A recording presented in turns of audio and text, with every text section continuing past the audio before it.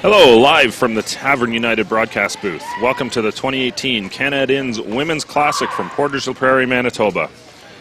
We're sitting here in the Portage Curling Club.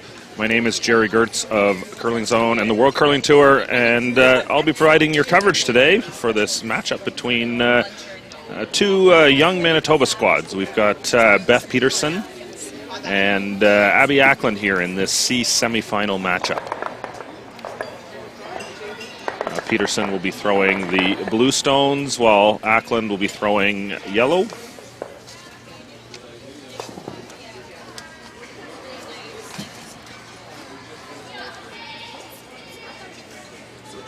So this is the second draw of the day here. We've got two more draws to come yet, 5 p.m. Central, and then again at 8:30 p.m. Central tonight with the C qualifier matchups.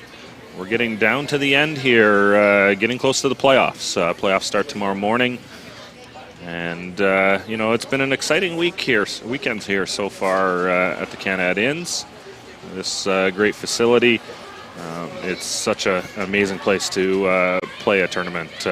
We've got the hotel, the curling club, the Tavern United pub, which overlooks the ice here, 8 sheets at the Portage Curling Club. It really is kind of this perfect spot to host one of the premier World Curling Tour events. Last weekend, the men's championship was played. The title there taken by Brendan Botcher. We've got the women's championship here then. And then in mid-November, the mixed doubles championship will be played as well. So into the action here. Hey, Sarah. A hit here in the first end. Acland has the hammer.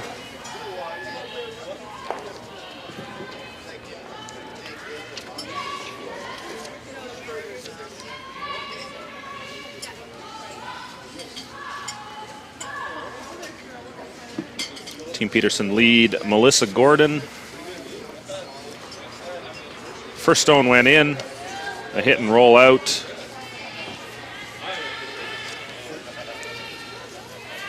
Looks like skip Beth Peterson asking for the center guard here. Gordon and Peterson have played together for something like 16 years, they were saying. They're both in their young 20s, so they've been playing together for quite a few years, all up through juniors. They've had a good start to the season on the Manitoba Curling Tour, reaching the semifinals twice. Mother Club Classic and the Atkins Curling Supplies Classic both in Winnipeg. Wait only right now. Wait only. Yep. Hard, right up. Hard. Wait only, guys. Line's perfect. Yep. You go, Haley. Hard. Right back. Go, piece more. Go. Team Acland leads Sarah Oliver with a great draw around that center guard. Fully buried. It's going to force Peterson to call the run back here on their own guard. You know, this is a good little setup here. Throw that tight center. If they make a good one around, you can bury. You can play the run back in response here. So.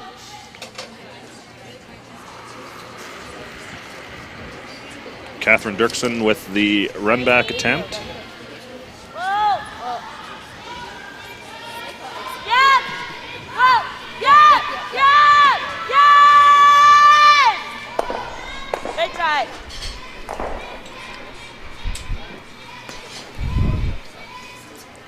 So the run back is made, sticks it behind. Great situation set up here. Yeah. Acland is going to ask second Emily Raffson.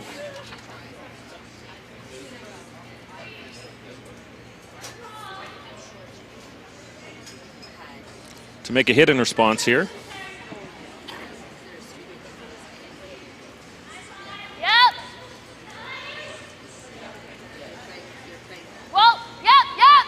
Right to it. Hard, right to it. Watch your roll. That's good.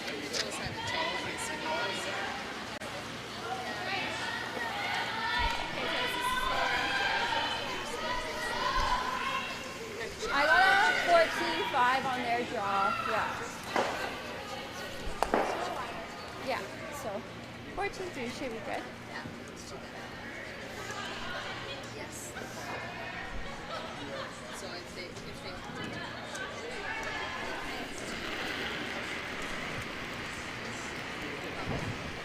Little bit, Janna. 4. All right, then. 3, 4. Hard. Hard line. Hard line. Hard line. Hard. Go, go, go. Right. Supers want to hold this by. As soon as they're by, this thing's still going to have a lot of curl to it and peek out the other side. You see there, you can probably see about 2/3 of that stone. The curl on this ice is amazing. We've got Greg Owasco in for the week here, helping out. He usually comes in a couple weeks to provide some assistance and expertise for the club here. Farrell Asham is the local ice maker who really does a great job all season long. And, you know, it's just a little extra support locally to help create great ice. You know, there's a lot of work that goes into the time here. They scrape every draw. So, it takes a strong team that helps these events go on. So, really appreciate the work that both Greg Owasco and Farrell Asham provide here to create these great conditions for the curlers.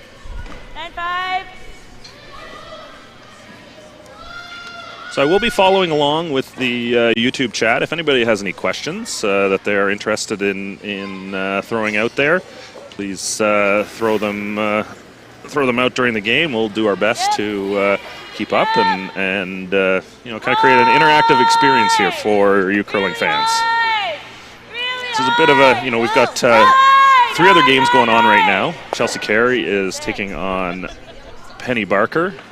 We have Jennifer Clark-Ruier taking on the Matsumura team out of Japan.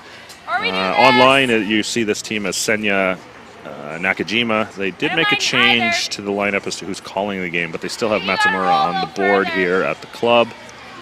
Nina Roth of the USA is taking on Eve Muirhead. We'll keep a close eye on that game as well. Lots of rocks in play in the first end there, as Tabitha Peterson makes a nice double, moving some rocks around there. Back to our game. Whoa, yep. Right to it, Sarah. Haley Ryan trying to make the hit and roll. Looks like she's a little tight here. Whoa, you're on the guard. Whoa. Okay, just make sure it's out. All right. So removing that guard from play is an acceptable result here. Ackland does have the hammer here in the first end, so they'd really like to keep that middle open, make sure they score.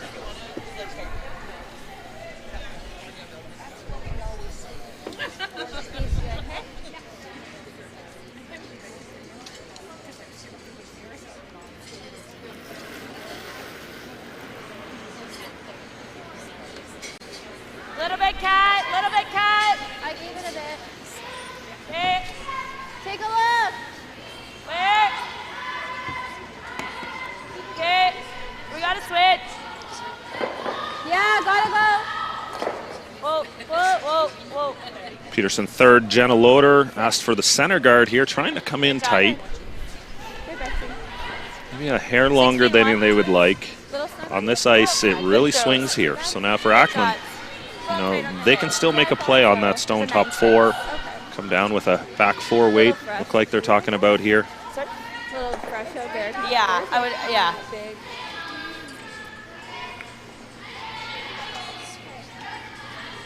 The double rolls are. Oh, God, yeah. Yeah, It's a little tight.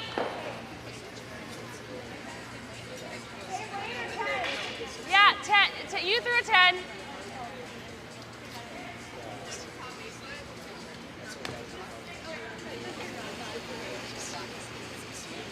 Stay close. Yep.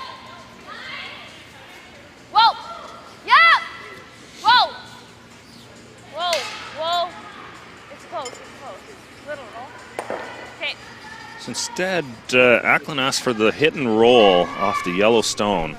Yeah, I agree. At this point in the end, I'm not a fan of that call.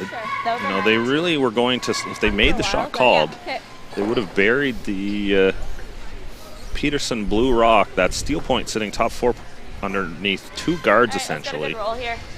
9-5. So, and leaving it where they are, now they've left the opportunity for Peterson to go out and make the roll back themselves. So, you know, I really liked Abby's original intent to make some sort of a play on shot stone.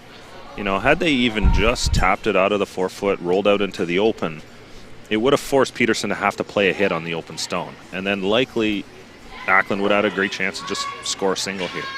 They're definitely going to get into some trouble here if Beth Peterson's first stone here. If she can make her first one with this hit and roll here. So really, it still comes down to execution. She's tight, really tight here. Gets by the guard, but catches too little of that yellow stone and ends up rolling out of play. Oh shoot, I stopped this and I think it would have went. Oh, it's okay. It wouldn't be. No, we could just do this. I didn't even see it happen. I'm like, it wouldn't have been anyways, doesn't matter. Yeah, I think so. I think we played a couple this way, or do you like coming this way? I think this way. Well, Sarah played this way, right? Yeah. Yeah, not too far though, because we'll be almost full force. So yeah, at least just back to biting 4. I think so. Pack. I think this. I think closer to pack. There should be it. So now with that rollout, Ackland gets a bit of a break. They're going to make a play on shot stone now. Just like back line half.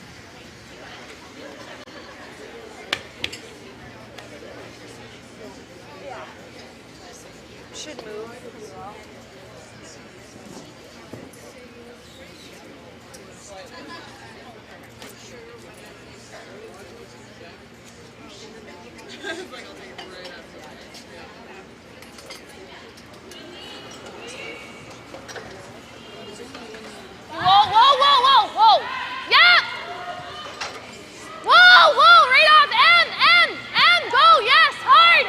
Ackland with her first here. Right over. Hard. Just overthrows it a little too much weight in that spot. They were trying to sweep to make a curl. You know, we really saw that start to take effect in the Broomgate years, and you know, you're still seeing some teams do it yet. Hard to know what kind of effectiveness it has at this point. You know, when you sweep a stone at the end, when the weight is coming off, the further you take it, the more curl you're going to get. You know, there's really a question as to whether you get much out of those kind of downweight hits. So now after that miss, Beth Peterson, her last here in the first end. Ackland with one more to come. So if Peterson can bury this around, freeze to her stone top 4, it's going to leave a tough shot for Ackland to score.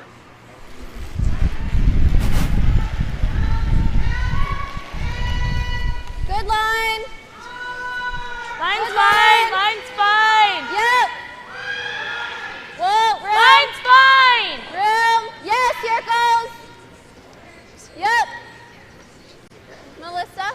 No, Kat, keep going. Right to it. Hard on it. Hard for line. Hard. Great shot. That was a 14.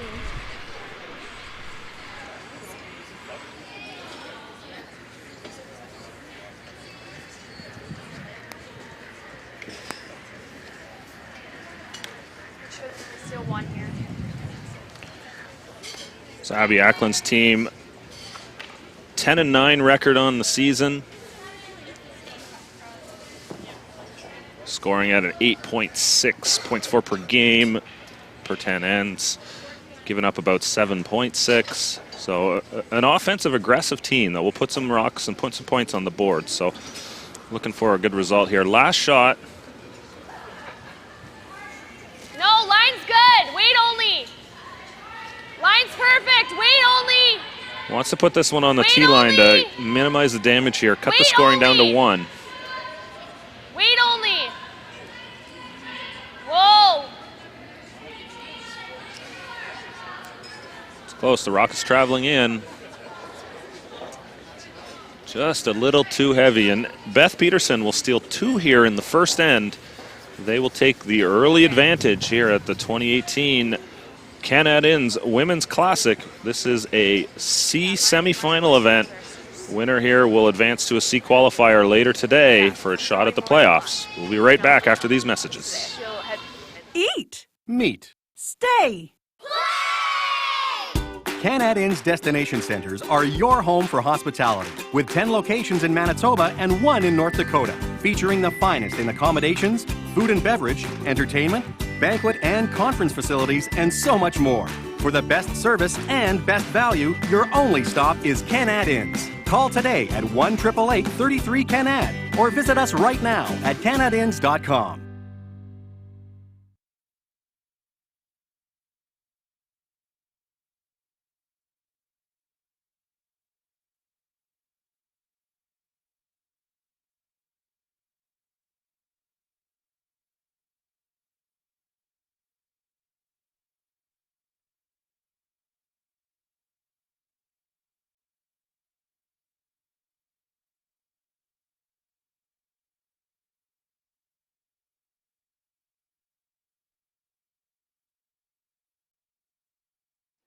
And we're back. Second end of this Canad Inns Women's Classic C semifinal. Joined in the booth by Rob Gordon, Jerry Gertz of Curling Zone and the World Curling Tour. Welcome, Rob. Haley first. I have to say, is the mic on here? Mine's good. Moving. Technical difficulties. Yeah, we'll see if we can get some volume on Rob's mic. Yep, Haley, just Haley then. Just looking for some verification from our producer if he can hear us. Just checking in with Rob's mic, see if we can get some volume on that.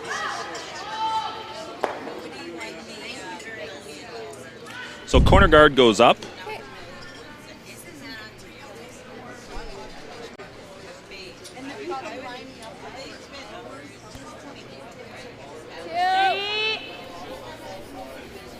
Line's good.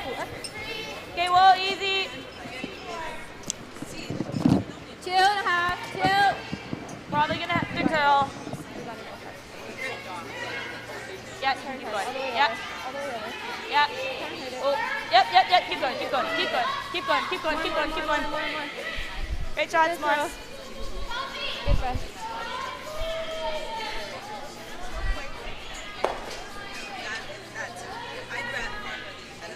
Nice shot.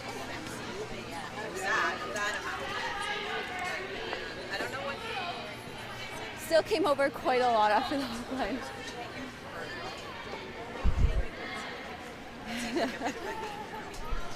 Good girls. All right, we're back. We figured out some technical difficulties with Rob's mic. All good to go again? Awesome, yeah. And like I was saying before the mic cut out there, I did the game last night with Jason Gunlickson, and I have to say my partner in crime today is a little bit better looking than who I had last night. So happy to be sitting beside Jerry Gertz here. Yeah, it's great to have you. You know what? I'm really excited to be here this weekend. This is one of the premier events on tour, and it's so much fun to see the curlers have the opportunity on this great ice and the facility here, and you've had the opportunity to play in this event many times as well. Yeah, for sure. This is one that you always circle on the calendar as one of the marquee events. I know before I got the opportunity to play in a couple of Grand Slam events, this would be the best ice conditions, the best teams that I would have competed against. So it's always a fun event. The setup is great with the Tavern United upstairs and the curling club attached to the hotel. You never have to leave, and you just get to enjoy the atmosphere. So just a little bit of background on yourself. Who are you playing with this year? This year I'm playing with Braden Calvert out of Manitoba. Some guys that I played a lot against in juniors, Braden Calvert and Kyle Kurz. We've added Ian McMillan, who formerly played with Team Gunlickson, to the roster, and we've had a great start to the year so far. We've qualified for the Tier 1 Tour Challenge Grand Slam, so we're looking forward to that one. And yeah, it's just been a ton of fun with the guys this year. And we're hopefully continuing the success as we move forward here. Yeah, it's been great to see you guys break through. You made the quarterfinals last weekend, and that's a heck of a field to slice your way through. Yeah, I finally got the monkey off the back here in Portage. I think that was my 7th crack at qualifying in this event, and finally we got it done. I was saying to the guys, you might not see me for a couple weeks if we didn't win that one. I'd go into hiatus for a bit, but no, it was great to qualify, and those are huge games. A lot of money, a lot of points on the line in those qualifying games, so it was nice to get it done. Whoa! Yeah! Hard! Watch the roll, Sarah. Little one. Nice shot there from Emily Raffinson of Team Ackland. Got the middle a bit open, spread some of the blue stones around, and left her rock out front to be used later on. Yeah, they were getting in some trouble again. I think a little bit of a mistake on a call by Ackland in the first end kind of, left them in a bit of trouble. Here again, they're chasing, and that shot critical to opening things up. Interesting call here from Peterson. Peel the corner guard. She could have drawn back under again, but that 2-point lead, she just wants to control the front and take away that potential for a 3. Yeah, and I think you're seeing her potentially change the call here. I agree. I think that original call was definitely an interesting one. I think they wanted to hit the corner guard and roll for a center, which is a very difficult shot. I wouldn't mind seeing them play something in the house here. They're overthinking this a little bit too much, I think, at this point. Throw one. I like this call a lot. Go top 12. Just about fully open. You could even go a little bit deeper here so that if Ackland makes the hit and roll off of either of the blue stones, you'll have something to use on your next one. You can't take away everything here. That's the real challenge she's facing.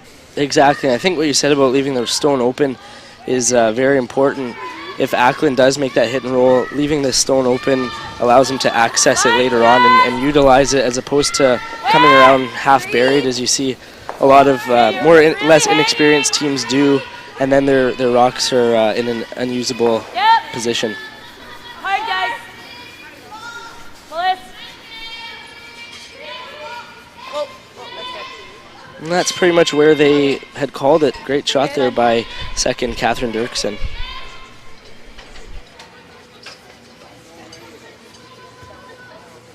Both these teams, a lot of the players have played with or against each other growing up in juniors playing in Manitoba. Abby Ackland and Sarah Oliver played with Melissa Gordon in the 2016 Canadian Juniors. So you see some intermingling here of the teams. Yeah, it was interesting. I was talking to them before. I know I was talking to the Ackland team as well, and there was a mix and match of the players on that team. I believe Abby and Sarah won the 2014 Manitoba title. I may have mixed up the names because I'm not totally familiar with everybody here, but 2 of the players played together in 2014. Abby took a year off, then she won again with somebody else on the team, and then the next year that person ended up going to the junior nationals with another player on the team. Yeah, so there's been a whole mix-up with the teams, exactly as Jerry was saying. So Beth Peterson and Melissa Gordon on the Peterson team have played together for, this will be their 11th or 12th year. They told me 15, 16. 15, 16. Well, probably 16 years, about 12 of them competitive. The first couple were sliding rocks down the ice at the Deer Lodge Curling Club. Beth Peterson is actually my cousin, and Melissa Gordon, I'm sure you could probably put 2 and 2 together, as my sister. So yes, they've played together for a long time. Abby Ackland, as you said, won the 2014 Manitoba Juniors, playing with Megan Bresden. And I cannot recall who the other 2 on that team were. I know Danielle Lafleur was one of them, and I don't know who the 4th was. But so she won in 2014, Abby Ackland, and then in 2015, Beth and Melissa won. Yep. And in 2016, Abby, Melissa, and Sarah Oliver, who is the lead on Team Ackland now, all teamed up. So if you're following along at home, good luck, because it's pretty convoluted. So there's a lot of familiarity between the players on both these teams. Exactly, yeah. They know each other well. Yeah, you know what? It's the great thing about coming here and following the game. Like I end up with the work that I do in the sport, I end up putting in all the teams and the draws and the results and pulling this all together. So it's always good to see some of these faces in action. And following them online and getting to know them that way, it's to see both these teams having some success this year on the Manitoba tour is great. I know Abby was saying that she took a couple years off for work, and then she's back again, and already having some great results. Going deep into the preliminary round here, and posting some results on the season too. Exactly, and that's just a testament to the Manitoba Curling Tour and what they've done with our local tour over the years. They've grown the game quite a bit with a lot of the local teams who maybe can't afford to travel and play like that, or they can't get the time off, but they still are playing competitively, and it keeps them in the game. I find a lot of young curlers who just age out of juniors in that 20 to 25 age range. They have a lot going on with their lives, and it's really hard to make a balance. So having a healthy local tour where they can compete week in and week out is a really great thing for them. Yeah, I know it's something we've worked on building in Ontario in the past and had some success there. And the group behind the Manitoba tour has really, I know the last few years have really grown, and they've done a lot of great work. I know we've got Curtis Atkins involved. I know Justin Twist was involved in the past. And it's a great group of people to work with, and at the same time, an event like this is critical to that development curve at the same time too. We see this in the women's ranks where these teams get the opportunity to play and compete, and they're the favorites to make the playoffs in the regional tour events, but then they can come here and test their merit against some of the best in the world. Exactly, yeah. So the one downside I would say about the local tour is there's really only a handful of teams that compete, or you keep playing the same teams often. So in order to get better, just like Jerry said, for these teams to come out here and test themselves against some of the best teams in the world, it allows them an opportunity to push themselves and to try and get better. And may give them the confidence. I know the first year that we played in this event, I was playing with Matt Dunstone as a junior team. And we came out here. We weren't going to play in this Bonspiel, and we decided to enter it last minute.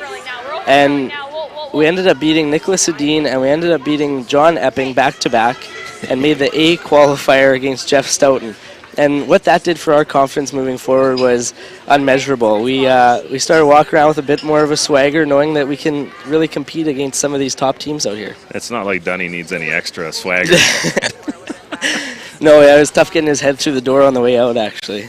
No, but you know what? It's exactly right. And the best thing you can do as a young team in the game is actually get out here and just give it a go. You see these teams on TV, and I think sometimes, teams lose before they even step on the ice against some of these best teams. You feel like you have to be perfect, and then all of a sudden you go try and do things that are beyond your skill level, and even to a degree, are necessary within a game. Go make your shots and force them into having to make shots as well. And it's surprising sometimes, how beatable these teams are if you just go out and play a good game against them. Exactly, yeah. There's 8 rocks that you're throwing, 8 rocks that the opponent is throwing. So that's really what it boils down to in the sport of curling. Anyone can beat anyone on a given day, and that's the beauty of our sport. We're allowed the opportunity to play some of these top teams, whereas if you were a young hockey player, you're probably never stepping foot on the ice with the likes of a Sidney Crosby or Connor McDavid. But as a curler, you see some of the world's best even at your local club throwing rocks and things like that. So the access we have to the top athletes and the gap really is not as big as you think it is when you get out there and start competing. So just some updates across the sheet here. We've got Penny Barker scoring a single in the first end on Chelsea Carey, a single for Matsumura Nakajima against Clark Weir. And Nina Roth gets one in the first end on Eve Muirhead. All 4 of these games are C semifinals.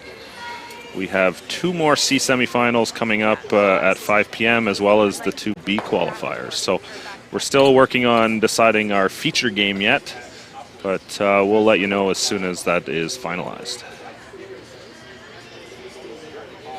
And like I said in the earlier broadcast that I was on, the fact that CBC is taking this on in the World Curling Tour, and that we can show you these live games and maybe give some exposure to teams curling fans that haven't seen yet, is a real great thing for our sport, and hopefully this continues moving forward. Yeah.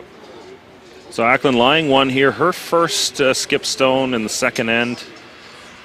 You know, we're getting some questions from the YouTube chat, and you know, I think there's definitely some fans disappointed that we're not covering Muirhead Roth again, or Kerry out there. But you know, it's kind of the catch-22 here we're looking at, right? You know, we need to start promoting some of the next young players in the game, and you know, these are 2 teams that I think it would be great for the fans to get to know a little bit more, and the personality that comes with that, and.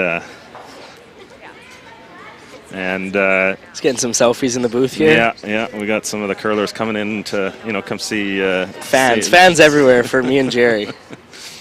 But you know, I think it's important that we show some of these teams as well, and you know, the sponsors that support teams like Peterson and Ackland are critical to their development, and you know, we're going to be back with, I would imagine, you know, if Muirhead or Roth can, whoever wins that game, we'll be covering them again. And, you know, we try and mix it up a little bit.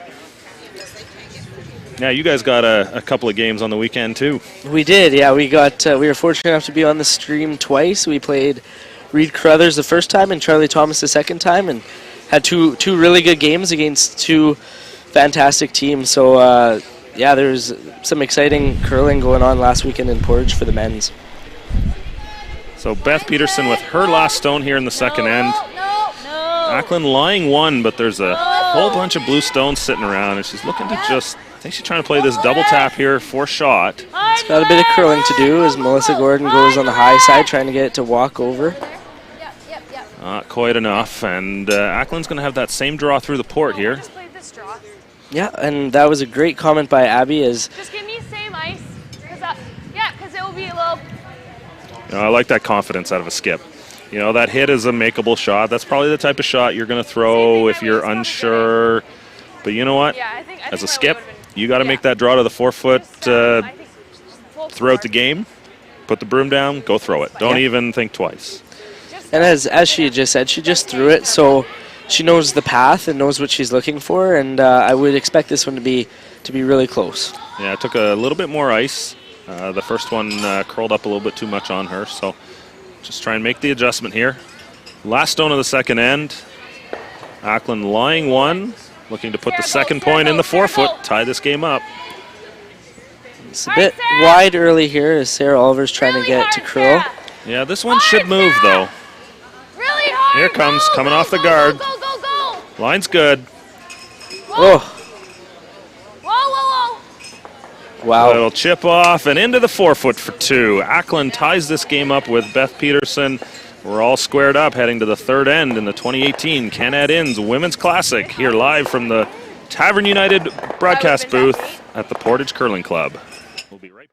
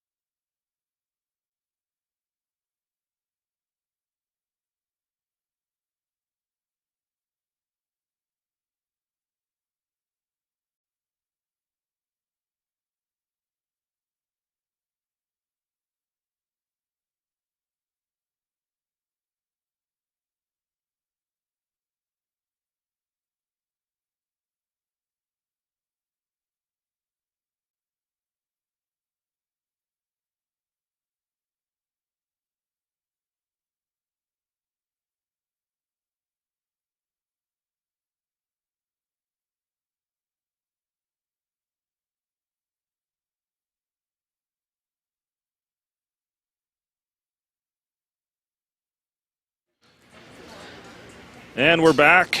Third end. Just a couple minor technical glitches there. First couple of stones are in, but we're back again. So center guard went up. The draw around from Team Peterson, Melissa Gordon. And now the hit to here.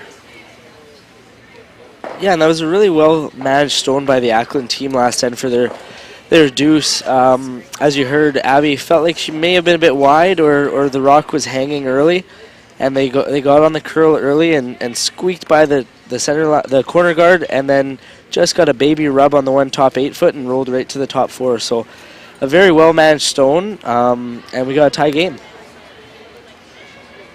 So now Peterson's first opportunity with the hammer here.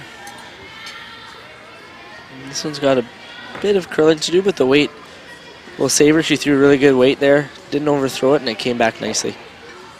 So a little bit of a different strategy out of Peterson with the hammer. I like this, hit and roll to the side, keep the middle open, try not to get into too much trouble with hammer. It's one of the things that we're really seeing with the 5-rock rule is you can kind of, when you go too aggressive with the hammer, you get yourself into a lot of trouble. Yeah, my team has been guilty of that in the past for sure. It is definitely the way the game is going. A lot of the play is towards the 4-foot area, with hammer or without hammer. It seems like that's kind of always the key spot in the ice for the end. So when you have hammer to congest the 4-foot like that, really closes it down and gives yourself a tough chance to score when you have little room to work with. So I like that Team Pearson is going to the wings. I would probably go to the opposite wing on this one as opposed to coming around the center, but not a bad call either. It just kind of lumps their stones together, and if Catherine is any deep here, it'll leave a in-off sort of double for the Ackland team. So I would probably go to the open side. I don't think the Ackland team would ever wrap around that center guard. They'd probably just chase and hit one of them in the open side, and it would slow the game down and eliminate some stones. Essentially, you're going to probably find yourself getting a free deuce just about. They don't want to turn that into a 3 by going around the middle. At this point, giving up 2 is okay, but they won't want to turn it into a 3. So, part of this is thinking about what your opponent is likely going to do, and so she's going to go around here. And now the question is, do they hit the open one, which is, there you go. They're going to try and make that roll underneath. Yeah, and see, Catherine, a good shot, but just came up maybe a foot or 2 light, and that's almost acting as a centerline guard for the Ackland team. If they can make this roll good, again, like we had talked about, now all the play is towards the center. Yeah, exactly. You want to keep that play spread out, and, a good shot here from Emily Raffinson. Yeah, and it looks close, just hanging a little bit, so probably a nose hit there. And we'll probably see Beth try and replicate that and hit it on the nose as well.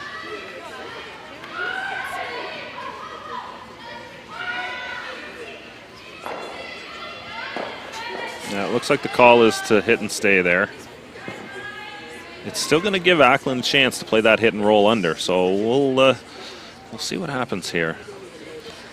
It's almost a catch-22 in this situation for the Peterson team.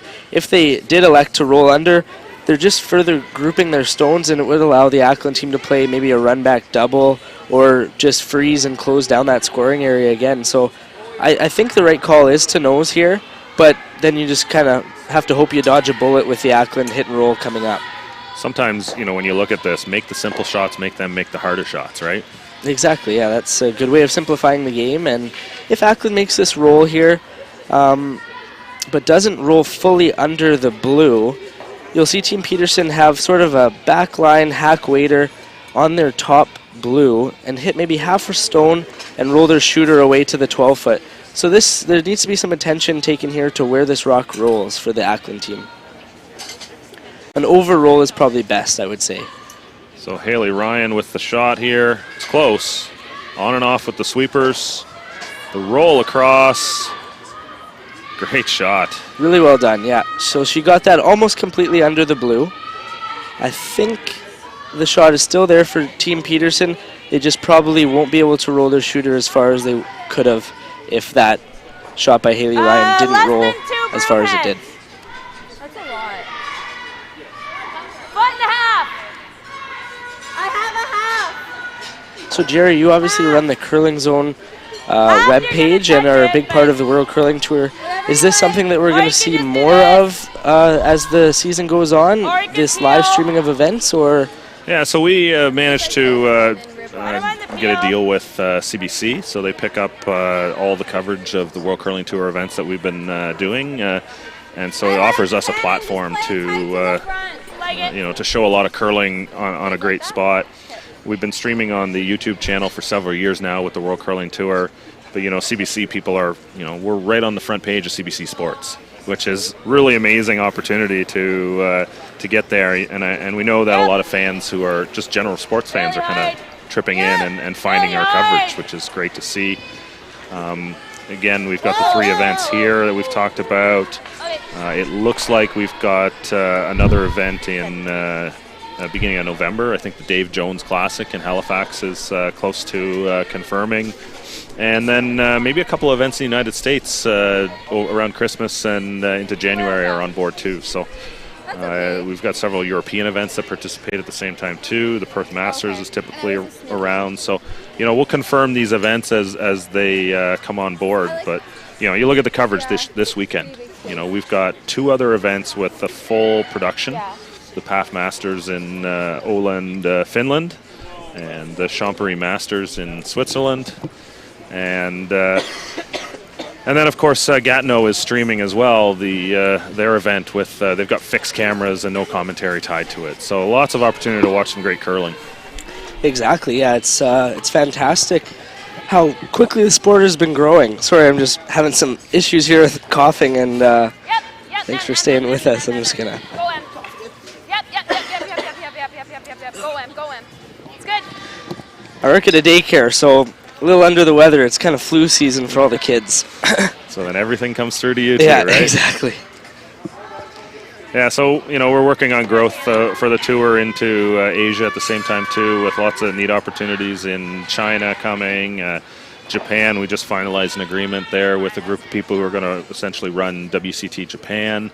And so the whole goal there is to create more events and partner with a TV company over there that's very interested in showing everything we're doing as well. So, we're really hoping to, have them put some Japanese commentary on top of these streams back into Japan at the same time too. And that's another country that's gone curling mad as well. Yeah, all those Asian countries seem to really love the sport, and the Olympics in South Korea this year just furthered that love for the sport. Great shot there by third Janna Loader as she made the run back.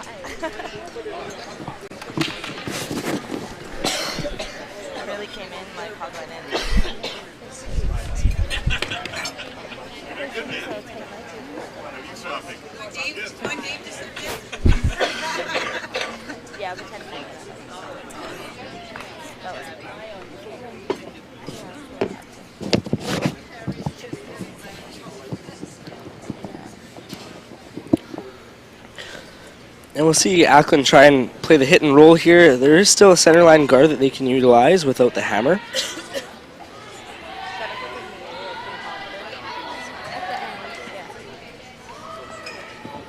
And they're on this one as it looks like it might overcurl just a little bit and poke out the other side. So really close try. Now you'll see Team Peterson try and go on the offensive and try and make the roll underneath themselves. Try and get a skip's deuce here. Peterson 14-11 record on the season, scoring 9.11 points per game per 10 ends on the season, and giving up about 7.5 on the season. So some solid numbers there. They've been this is their 5th event of the season. Reached the semifinals in the Mother Club. I think they made the semifinal last weekend at the Assiniboine Curling Club in the, what was that event called? The Atkins. The Atkins Curling Classic. Yeah. It was different. It went under a different name for the men, so I couldn't remember what it was called. Yeah, no, successful seasons thus far for both teams. Yeah, Ackland themselves, they've been in a quarterfinals at the Mother Club, and then the Manitoba Tour Classic, they reached the semifinals there as well. Go, go, go. Good throw. Definitely a name that you know, I don't know much about the Ackland team. She has talked to her before the game, and she said she took a little bit of time off, but you know, quite the feat to you know, go 2 years off, jump back in, and compete at the level she's at already. Yeah, Abby's a really great shooter. Like we had mentioned before, she had lots of junior success, so it's really no surprise that she's picked up right kind of where she left off. I believe she had a daughter that's about 5 months old now, so coming back from that also, I'm sure, as a lot of female curlers can attest to, is not an easy thing either. So she's done very well thus far. Yeah, it's something you can look at with a lot of the players across the field here. You know, it's really you know, it's sort of an added pressure on the women's teams, that's for sure. The challenges that many of them face with family and all that stuff as well. You know, the time away is never easy at the same time too, and you know, these all the way, you know, it's pretty amazing what these women are doing. Exactly, yeah, and just the athleticism from a lot of them, phenomenal athletes too. They're training hard in the gym and on the ice, and you can see it. Great sweep there from the front end, as I had just mentioned. Really, everyone's in shape out here and sweeping hard. We do have a question from Colin Kurz. He has a question for you there, Rob. Oh boy. Fan of Team Calvert. Wondering if you guys are going to get some team jackets anytime soon, or are you just going for the casual look? Well, when we can win enough to afford some new jackets, then we'll probably get ourselves some of those. Colin said the same thing last weekend when we were on the stream. He sent us a Instagram message saying the exact same thing. So, you know, he likes to recycle jokes, which is fine. Well, yeah. But he's my third Kyle Kurz. Colin is his younger brother, and that's kind of the job of a younger brother, is to bug their older sibling, just like I do my sister. So thanks for the question, Colin. I'm glad you're tuning in to watch. Final shot here in the third end. Beth Peterson looking for the blank, but she's going to nose hit this. Scores a single point, now leads 3-2 into the fourth end here in this C semifinal at the 2018 Canad Inns Women's Classic. We'll be right back. Did I just put it back a bit? Eat. Meet. Stay. Canad Inns Destination Centers are your home for hospitality, with 10 locations in Manitoba and 1 in North Dakota, featuring the finest in accommodations, food and beverage, entertainment, banquet and conference facilities, and so much more. For the best service and best value, your only stop is Canad Inns. Call today at 1-888-33-CANAD or visit us right now at canadinns.com.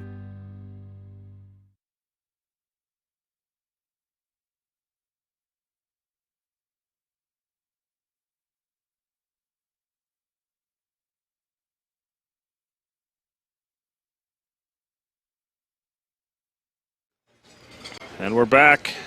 Jerry Gertz of Curling Zone and World Curling Tour, joined by Rob Gordon, lead of Team Calvert, played last weekend. We're here at the 2018 Canad Inns Women's Classic. It's a women's turn to take over the ice here at the Portage Curling Club, and it's been an amazing weekend so far. Yeah, Greg and his crew have done a fantastic job with the ice all weekend. I've heard nothing but good things about it. It seems to be lots of swing, speed's been holding up good, and all the fans upstairs here are getting treated to some world-class curling. Yeah, Greg comes in and joins the local ice maker, Farrell Asham, here, and you know, just adds a little bit of extra manpower to you know, help create these conditions and keep it consistent here. You know, it's a thankless job. The hours these guys all put in is you know, it means a lot to the curlers. It's the reason why they want to come play this event, because of the great ice. For sure, yeah. You know, like I had mentioned earlier, because of the facility, this is one of the premier events that we kind of circle on the calendar, but also because of the ice. You want to be playing on the best ice. It gives you the best chance to win and the best chance to make a ton of shots. So the fact that we are treated to arena-like conditions in a curling club is phenomenal. So first stone goes in, corner guard goes up. You know, one of the strategies I'd really like to see teams play a little bit more here is the delayed corner guard.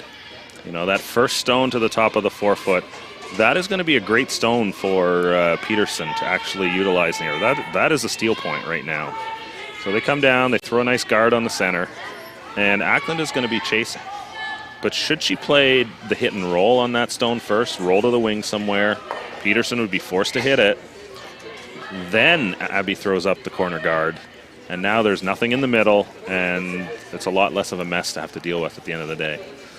Yeah, and that's a great strategy, which, like you said, not a whole lot of teams employ that, but it is becoming more and more popular as we all get some more games with the 5-rock rule under our belt. So I've seen it used against us a couple times. We personally haven't used it, but it's definitely very effective. We are typically under the mentality that we'll just have our second throw a peel down the middle and try and blast it open and roll for a corner and open it up that way. But there's certainly merit to removing the first stone of an end. And Melissa Gordon just with a little bit of an overcurl on the corner on the center guard leaves her stone accessible here, and Ackland is trying to play the hit and roll under their corner guard. Yeah, I like this call a lot. Keep that middle open. You know, the whole idea, just hit and roll. Even if you don't roll under the corner here, you're going to force Peterson to have to play the hit on the open stone. Yeah, you might see some teams play the freeze there, and I completely agree with you. I think even what they did there, pushing it behind the tee line, makes it a usable stone for your team instead of for the opposing team. Anything top 4 foot above the tee line when the other team doesn't have hammers is going to be a great rock for them. So to move it back and to keep yours up there has kind of flipped the end so far. Yeah, that stone back 4 is definitely not ideal for Peterson at this point. Looks like she's going to try and play a little tap and roll underneath herself here. Yeah, I think they indicated hack weight, so we'll see how Catherine Dirksen throws this one here.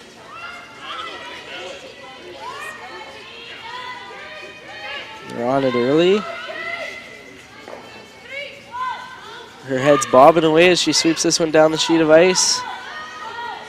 And very well executed. Great shot by Catherine there. Little tiny flip, and they get a corner of that tucked underneath.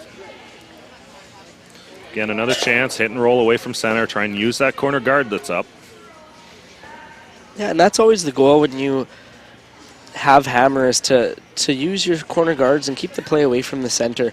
A lot of times you see teams throw up that corner guard and it never gets used. It just seems almost like a wasted shot, like they forgot kind of their objective. So I'm glad that Team Ackland here has decided to really try and utilize their corner guard and play a couple hit and rolls behind it.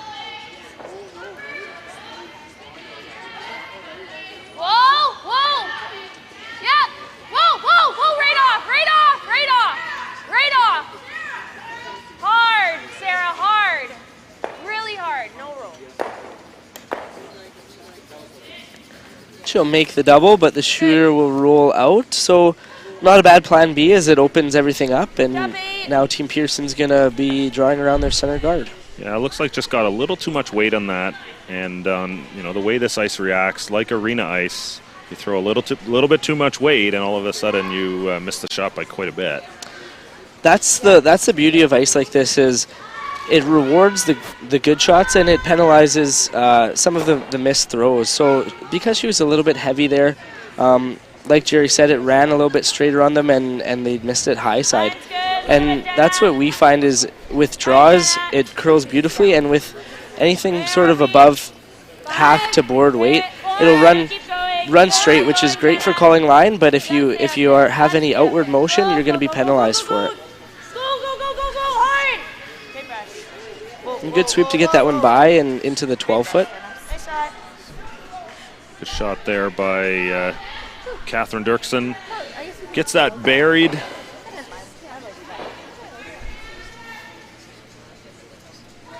We know that spot.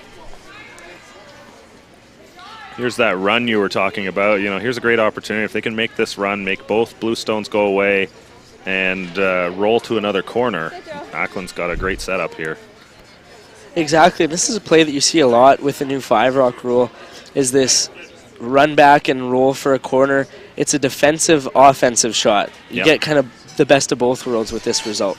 Yeah, Peterson will have, there'll be no response to this. Like, she's going to have a hard time playing this end out. If there's two corner guards up, she can't peel both. So, you know, she's going to have to think about, do I go around the corner? Do I draw in the middle somewhere?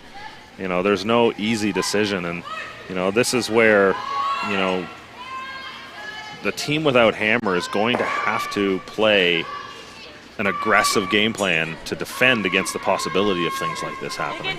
Exactly, and when it happens earlier on in the end, maybe you're the second's first stone, sometimes you'll see teams just go and throw a center guard to try and bring the play back to the middle. But later in the end, if that shot was made correctly, I agree. It's a tough decision for Team Peterson whether they want to just draw open or if they wanted to go around a corner guard and get into it that way. So, two decisions here. You can either go guard, put that guard back in place, and or play towards the middle, or you could play something with that corner guard, peel that corner guard out of play. You know, I don't mind the peel here. You know, you're up one, you essentially kill an end, and you know, you get one step closer to the end of the game. And anytime you got the advantage of the lead in the game and you do that, you're going to win a lot of games.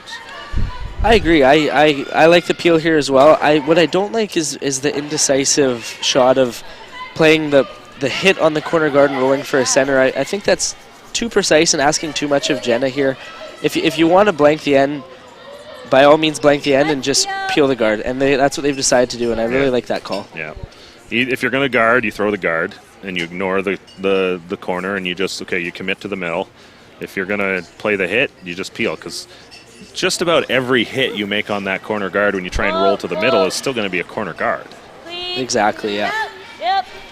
But they finally came to the right conclusion here, and a really good throw, and they got the nice peel, and it looks like it's going to be a blank here, unless Ackland decides to go aggressive.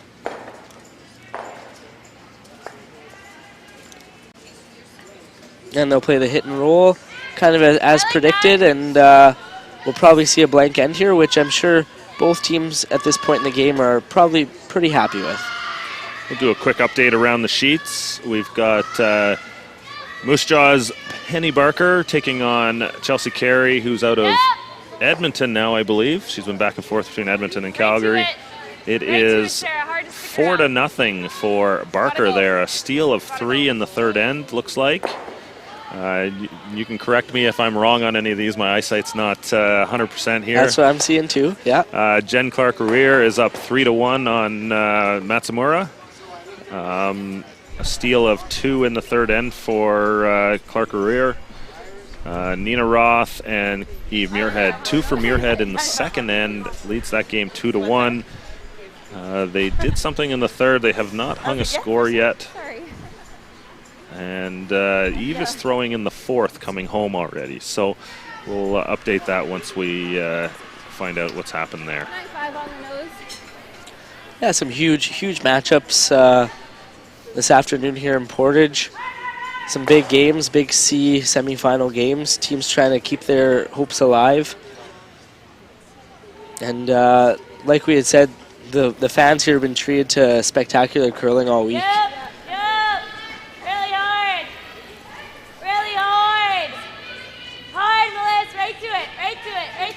Melissa Gordon going hard on this one. This could be sneaky good. No, she held her 2 straight.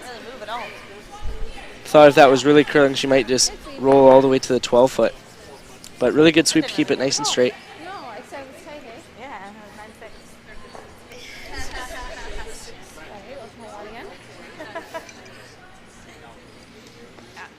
We do have 2 other games going on right now on our stream as well.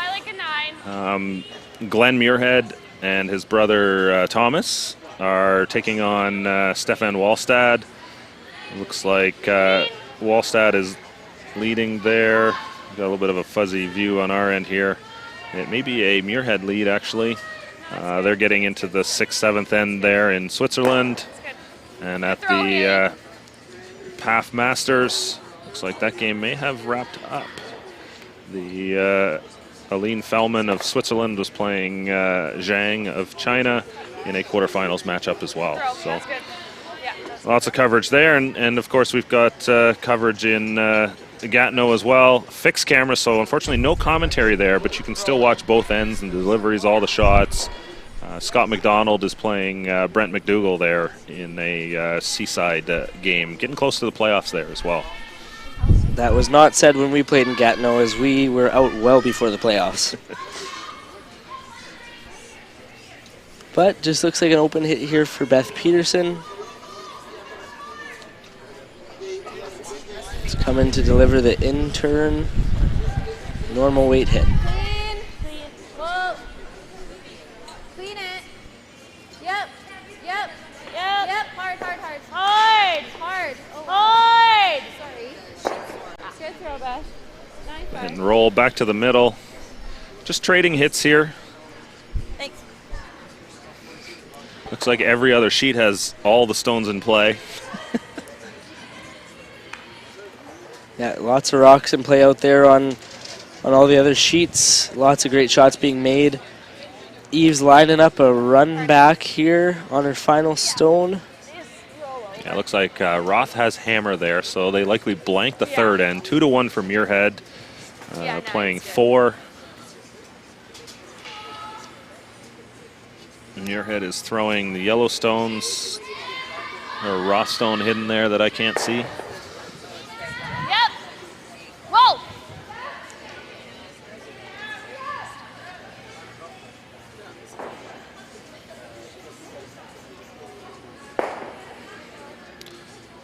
The hit and stick for Abby Ackland.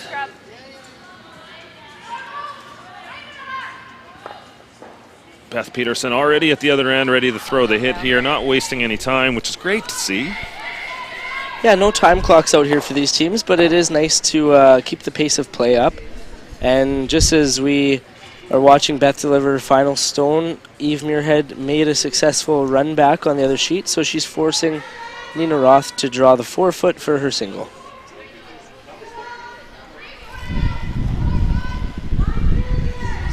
Yep. Yep. Whoa. Whoa. Close. Close. Yes, cat, cat. Whoa. Looking for the long roll here. They want to kind of hang it out underneath that almost unusable corner guard. And really good try there. That was nearly perfect, just didn't quite get enough of a roll, so the stone is accessible for Abby, but forces her to play a different turn and a different spot in the ice with the potential of a jam there looming. She's going to come take a look at this herself and line it up. You know, had she rolled another half a stone or so, this would have been a much more difficult blank attempt. You know, for Peterson there was no risk in that. You might as well sell out for that shot, right? You roll out, okay, so be it. But if you could ever get that even partially buried, you make this blank attempt more difficult, and, you know, you might just steal a point. Exactly, and like you said, no risk, so they really gave it a good effort. Just about a foot short on the roll, and we'll see Abby deliver her final stone here, looking for the blank. So Nina Roth with the draw. Right to it, Em.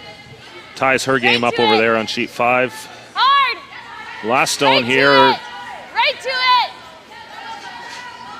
Acland with the hit. Avoids the jam, gets the rollout. Great throw, good blank. So Acland will keep the hammer into the fifth end. Sorry, here we're streaming live from the Portage Curling Club, the 2018 Canad Women's Classic. We'll be right back after these short messages.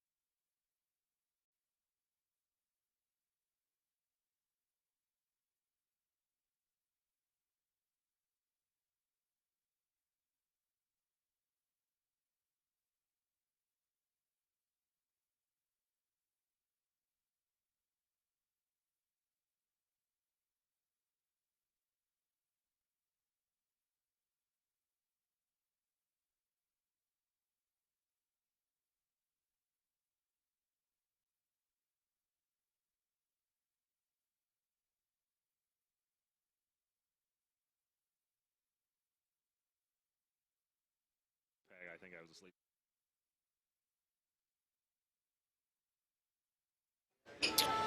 And we're back. Fifth end here. We are live from the Tavern United broadcast booth. The 2018 Canad Inns Women's Classic here in Portage-la-Prairie, Manitoba. Jerry Gertz, Curling Zone, joined by Rob Gordon. Jumped in second game of the weekend here.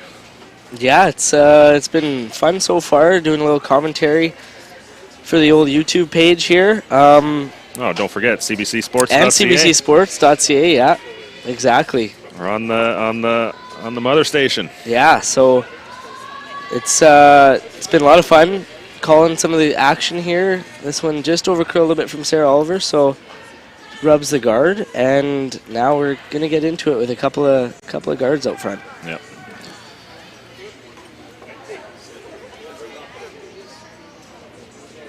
So Peterson calling the draw around the Ackland center guard here. You know, any thoughts on whether you want to be hiding behind their stone or your own stone here? Ideally, you always kind of want to be behind your own rocks, just in case there's the run back made, the running in your stone. But the Ackland guard is on the center line, so it is the better of the two. And with the curl that we get on the ice, we probably won't see it here because it's a bit wide, but with the curl on the ice, they could have almost got it over-buried and closer to the blue. Okay. This one goes a little bit deep. No, I was calling you on. But still not a bad shot. You obviously want it ideally above the tee line, but it's forcing Acland to come around and play down to that stone with hammer. And like we said, anytime you're the opposing team without hammer and you're getting your opponent to draw around that 4-foot area is always a good thing for shutting down that scoring area. Yeah, you would have liked to have been a little bit closer to the button, for example. If that stone was back 4, you know, it's probably even a little bit better. Exactly, yeah. You know, you really tighten up that scoring area and force all the play to the middle. You know, for Acland now, they really need to make a good one just into the top 4. They don't want to be too deep themselves. Now they create this spot here, and that is not a good shot for the team with him. Yeah, just slid a little deep there for Sarah Oliver, so Catherine is going to have a chance to come right down to the face of this one and freeze or maybe even tap it back 6 inches and create a bit of a wall back there in the back 4-foot. Yeah, change of style here in the fifth end.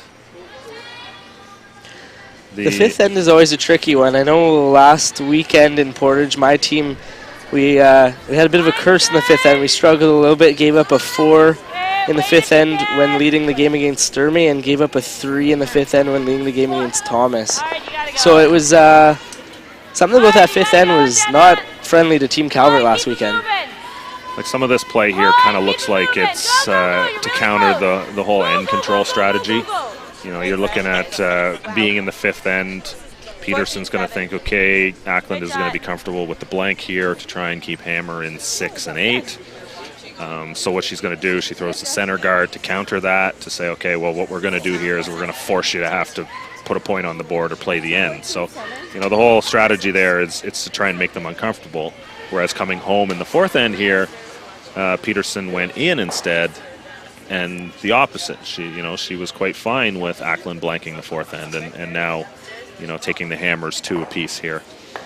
You know, it's one of the things you see a lot of teams play. You know, this whole end control, blank the odds to score in the evens, and you know, it's something that when doing the analytics work, I don't believe in. You know, you hear a lot of talk about this with the top teams in the game and everything. And the challenge is you know, in curling you're not playing a brick wall. You know, so the other team is going to try and counter what you're doing at the same time too. And you know, when you look at the percentages, the chance of winning the game from, you know, blanking the odd to get to an even, you do see some slight improvements. So some situations where it'll plateau or go flat, but you're only talking about a 1-2% difference. And so just nose hitting the blank will counter that advantage. How often do you nose hit that blank attempt? Yeah, exactly. 2, 3, 5% of the time? Yeah. So, you know, I think it's counterintuitive to actually push and play that strategy because there's a couple things that happen. You become too predictable as a team. You know, if I know you want to blank those odd ends, I'm going to do everything possible to make you uncomfortable when you want to play an open end. So, you know, it's interesting to see how that idea has been pushed throughout the game in the last decade or so. Exactly, and the great analytic work that's being done with Jerry Gertz, there's lots of teams that are buying into it now, and I know you worked with Anna Hasselberg's team before the Olympics, and that was a big reason for them winning Olympic gold. I know Jason Gunlickson has done work with Jamie Sinclair's team, I believe, from the U.S. with some analytics and percentages and things like that. So there's just that added wrinkle that we're seeing in the game now, where it's a percent here or there that's the difference out here with these top teams. Yeah, you're really looking at just changing the game plan a little bit. You know, some of the things that we're working on trying to do with teams is change their mindset and approach in situations. And then what we can do is actually we go back and look at their numbers and we can say whether it's working or not. You know, are you getting enough steals? Are you holding your opponents to singles enough of the times? Are you stealing enough? And are you scoring enough deuces? You know, at the end of the day, it's actually pretty simple. You know, score 2, force 1, don't give up steals. You know, steal once in a while, and you're going to win a ton of games. And you know, I think sometimes it just creates a little bit of a sports psychology kind of mentality with these teams, where you know, it creates a little bit of a confidence in their own game plan too. Exactly. We've seen the last 2 stones here come up just a little bit light for either team, so there's quite a few guards out front now. A bit of a mess. Some nice freezes earlier on to shrink that scoring area and create some good angles for both teams. Looks like Ackland is lying 1 on the button, back of the button. The Peterson stone is sitting just in front of it. Another Ackland stone there, creating that angle, but you know, the Peterson stone's going nowhere right now. Yeah, I think Beth is pretty content with just blocking off some of the options here for the Ackland team, throwing a guard, and like Jerry said, that middle blue is really going nowhere right now, so it's going to be a tough task for the Ackland team to score 2. Yeah, this might be a situation where you see both teams starting to throw guards. Yeah. You might as well just push them all to the other end then and just take what you got and save a few minutes. No, so she's opted to go around here, actually. Where are you? Whoa! Where are you guys? Whoa, easy. Easy. Whoa. Whoa, we're not supposed to. Whoa. Just a little bounce on here would be great. Keeps that angle. Not a bad shot from Janna there. Now, Acland does have an angle. They could run in a yellow stone, but there's probably a bigger risk and just as much of a chance of picking their own shot stone off. Well, they're looking at it right now. Oh, they're going to play it as a tap, right? With tap weight, yeah. Not a bad call. Tricky little shot here.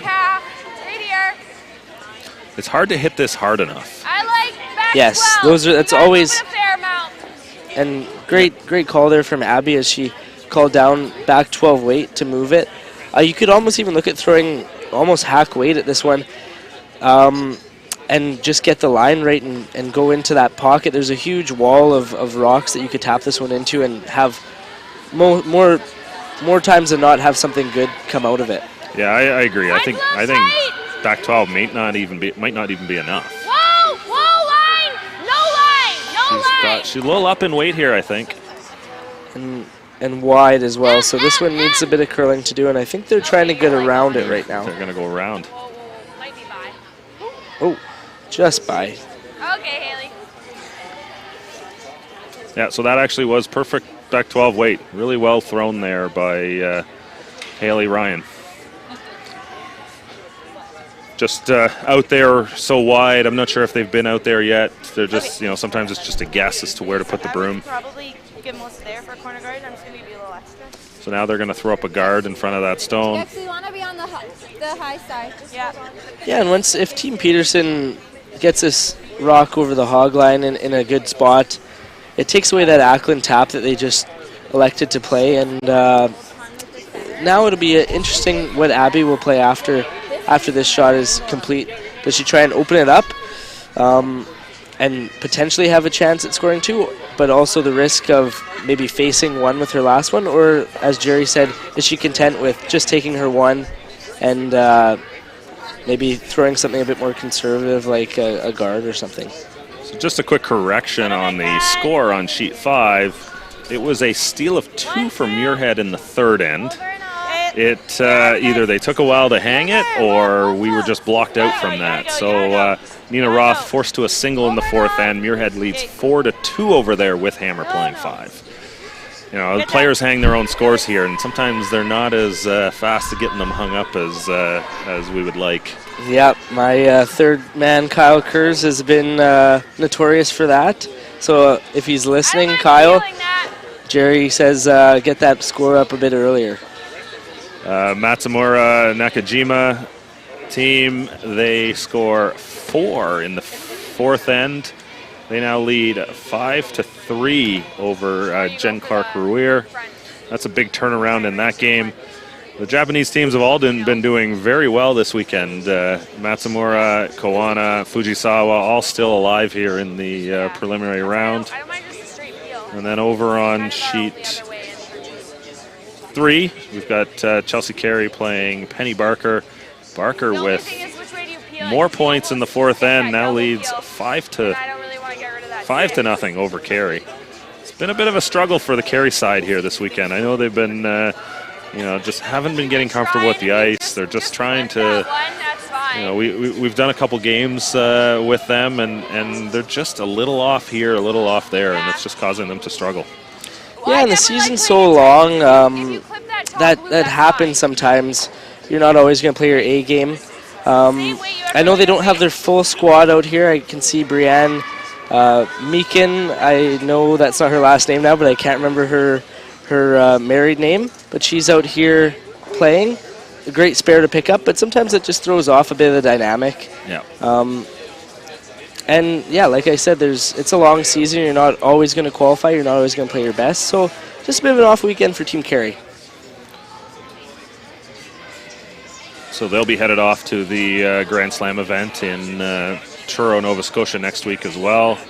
I'll be traveling Monday morning early out to Nova Scotia from here, and looking forward to another great event. We'll be able to watch some curling starting Thursday on Sportsnet all weekend as well. And for the Grand Slam in Truro, the Grand Slam Curling Committee has done a great job with getting 2 local teams in as sponsored exemption. I know Team Caitlin Jones, the reigning World Junior Champions, are in the field for the women's side. And Jamie Murphy, I believe, is in the field for the men's. So good to get some Atlantic Canada teams into those events and playing on some of the best ice we play on all year against the best teams. It'll just improve. Look at this. Sorry to interrupt you. Wow. And gets the right curl on it too. Oh, just not quite enough. What an attempt. That was almost a phenomenal shot. Through a staggered port to cross the face and tap it to the forefoot. That would have been an all-world shot. Yeah, you talk about the sponsors exemptions with the slams, and that's something that was added about 3 or 4 years ago. And what they try and do is bring in some teams that locally that fit, and you talk about Atlantic Canada, and it's tough out there to get enough games and to play enough high-level competition to earn the points to get into the Grand Slams. So, you get a team like Caitlin Jones get that opportunity as a junior, and Jamie Murphy.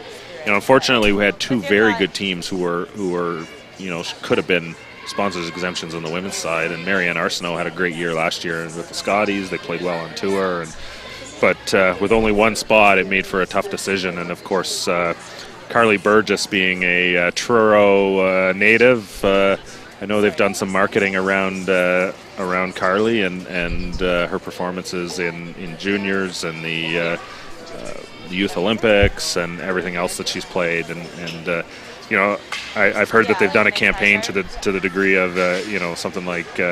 Everybody loved watching Sidney Crosby when he was a kid. Carly Burgess is your hometown hero in curling, and one of the winningest curlers ever out of Nova Scotia. Come see her play at home. She's had quite the junior career, winning 2 World Juniors and like you said, the Youth Olympic gold.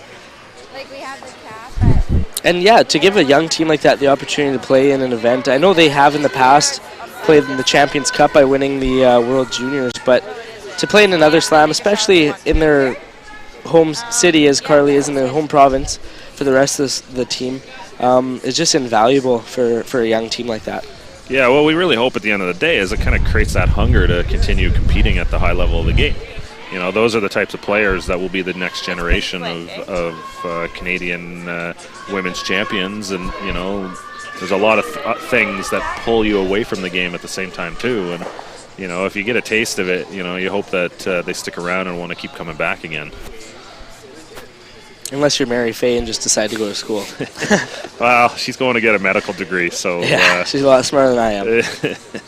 You know, I hear she may be back again someday. I don't think she's totally written off curling as something to follow in, and she's been playing the university stuff out of Queens and Kingston. So, you know, we saw her at the CIS championship, I believe. And yeah, last year at the U Sports, it's called now, in Leduc. She was out there skipping the Queens Gales. I was on the Winnipeg Westman team that same week, and that was the first ever Curl for Canada, I believe it was called, where they hosted the University Sport National Championships, the College National Championships, the wheelchair, and the mixed doubles all under the same roof in Leduc. And it was a huge success. It went really well. Yeah, this year that event is heading to Fredericton. And I'm hearing, I may be stealing some thunder here, but I think Portage is interested in hosting that in 2020. Okay, wow. And so that would be interesting. You've got the 8-sheet curling club here, and then Stride Place next door in the same venue as well. So, you know, this would be another great facility to host something that in. Of course, we've got the cameras all set up now, and, you know, why not do a little bit of streaming coverage at the same time, too? Bring me and you back to cover the final, the championship final.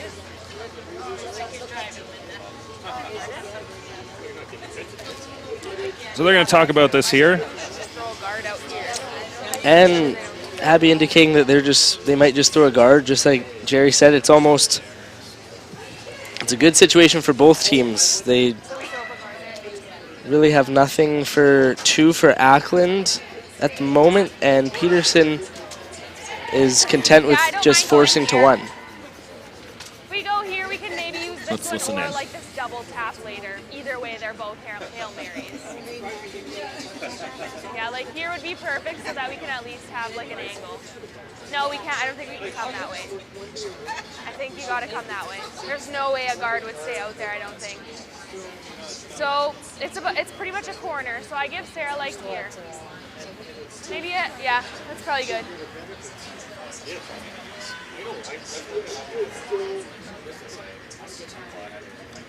I think we just guard to make sure we get our one and then try some sort of tap for two.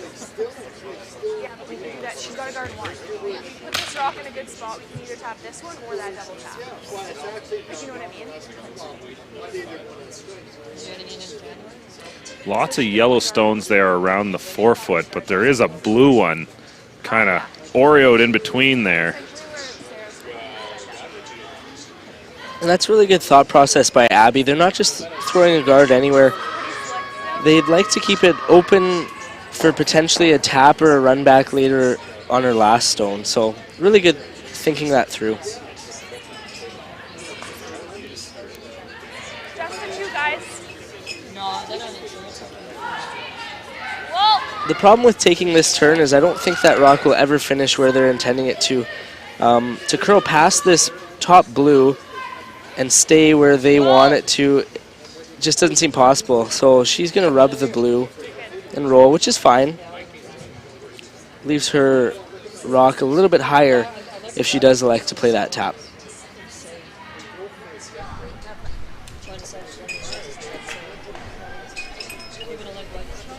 Did anyone get a time on my last one? Of any sort? Did anyone get a time on my last one of any sort? Okay. Beth, I think, is just going to be throwing another guard here. Not exactly sure what they're guarding. I didn't see what was indicated, but Acland has a couple of different options here, so they can't guard everything.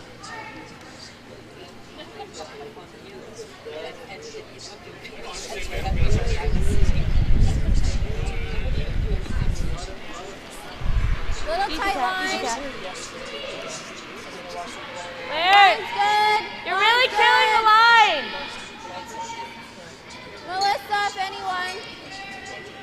Melissa, a bit. A bit. You're good. That's good. That's good. Good. So it looked like they were guarding the tap that Haley Ryan had played earlier in the end. So mission accomplished. Now Abby's gonna line something up here, a little circus shot for a multiple point score. Yeah, that high blue rock. I think Peterson would, if they could have taken that another rock deeper, it would have taken this one away as well. Yeah, just maybe not quite enough foresight there from the Peterson team. I agree, if they tuck that one a quarter rock, this isn't there, but if Abby could bang this one on the nose and send it back into the pile, she's not throwing it super hard, but it is a makeable shot for two.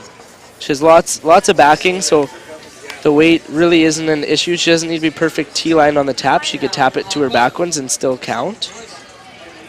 Yeah, it looks like that might work. I believe, maybe, I'm not sure. We don't really have an overhead view, so it's kind of hard to see. Either way, a very difficult shot, but it is there. Yeah, here high. I like closer to bumps. Yeah, the TV we've got over top of us here is the long shot, and it stays on that long shot the whole time. So Hit one wrong.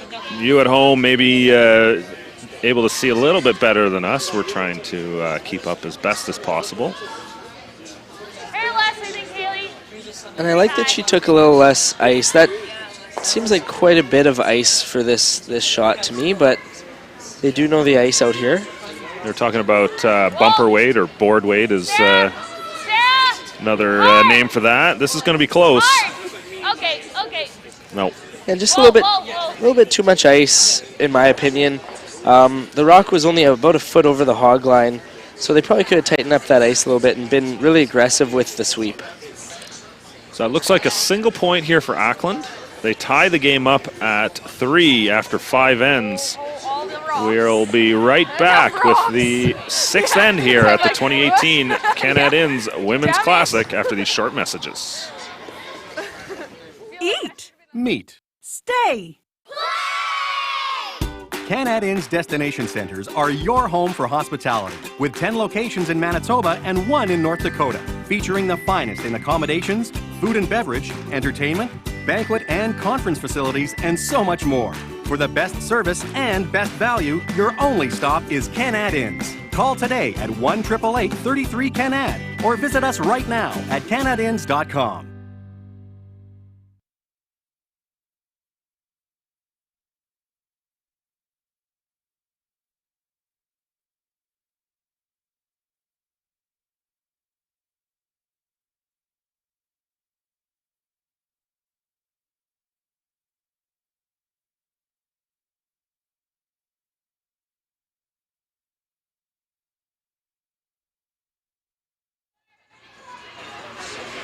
We're back here for the 6th end. No, we can't be in.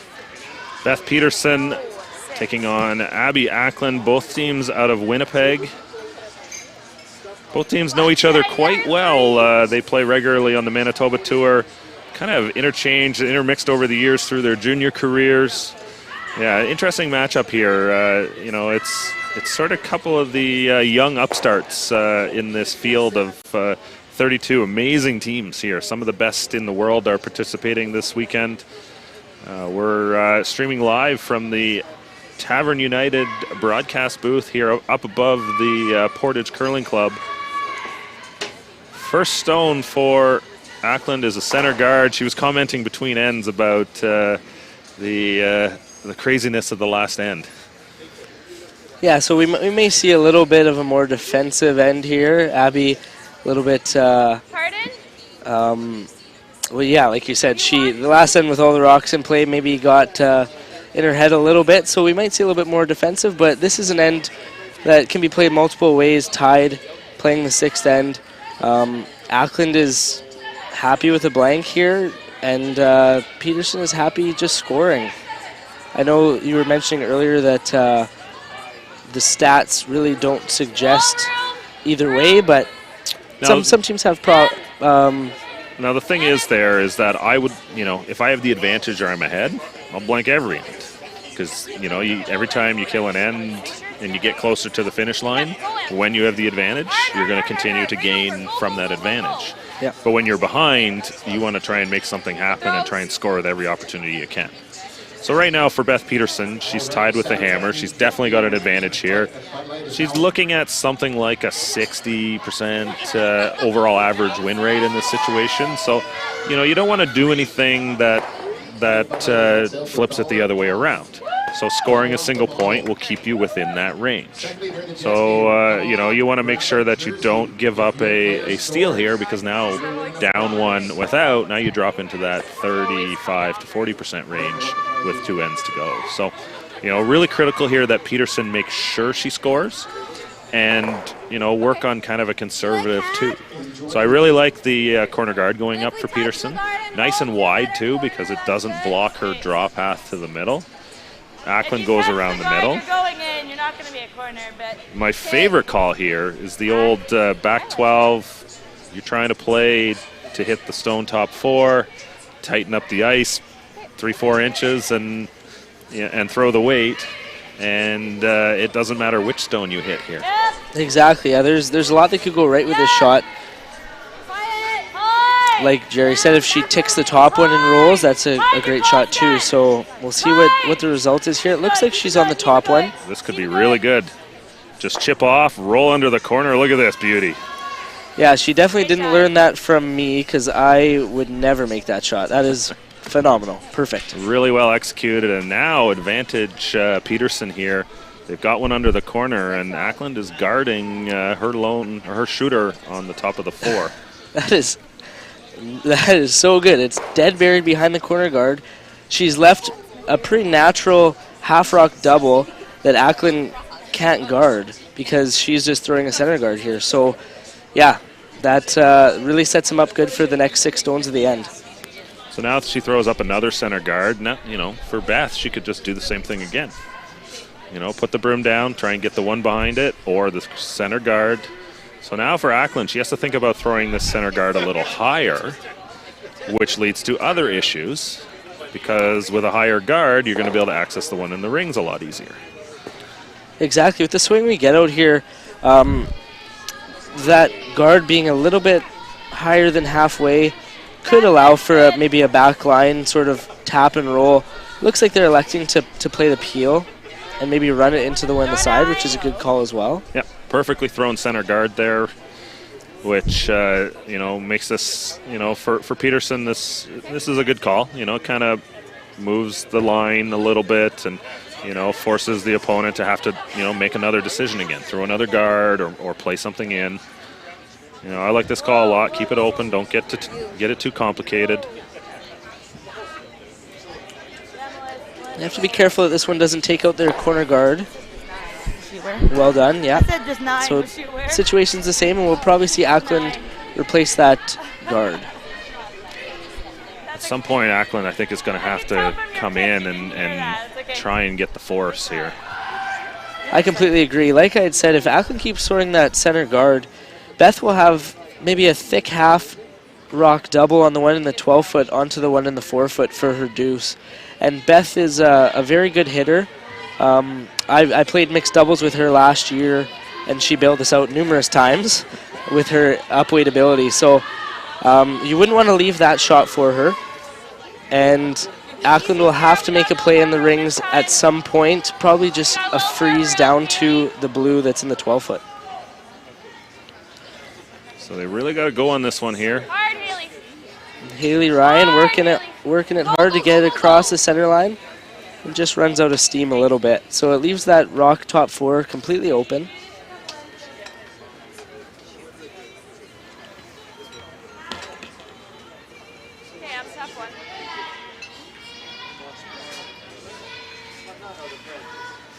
So Eve Muirhead with 2 in the 5th end now leads 6-2 over Nina Roth. Jen Clark-Ruir with 2 in the 5th, all tied up now with Matsumura of Japan. And Chelsea Carey is on the board. A single in the 5th end trails 5-1 to Penny Barker. Working this one hard with the brush. It's really curling. All the way out, all the way out. All Good the way sweep. Out. Maybe, Go, go, go, go, go, go, go, maybe a little down weight from Catherine there. I think the indication was hack. Didn't quite remove it from the rings, but not a bad shot nonetheless. And I think rolling open on the other side there, unfortunately, groups the two blue stones. And now it's the opportunity for Ackland to just hit and roll beside the blue one, the one under the corner, and actually create an opportunity to eliminate it later. Yeah, I think for Peterson, she would have been better off to actually, rather than try and roll under that center, roll open on the other side and really create a lot of separation. Well, you can throw hack and roll under, just to make sure we don't. Yeah, I completely agree. It always looks so enticing rolling under a guard like that, but when you don't have when you do have the hammer, sometimes rolling under the centerline guard isn't the optimal play. Like Jerry said, if they were to roll that one to the opposite side of the 8-foot, all Ackland can really do at that point is try and hit and roll back, and you get into that hit and roll game. And if you can execute, 4 or 5 perfect hit and rolls, you'll get your deuce out of that. And it's very low risk.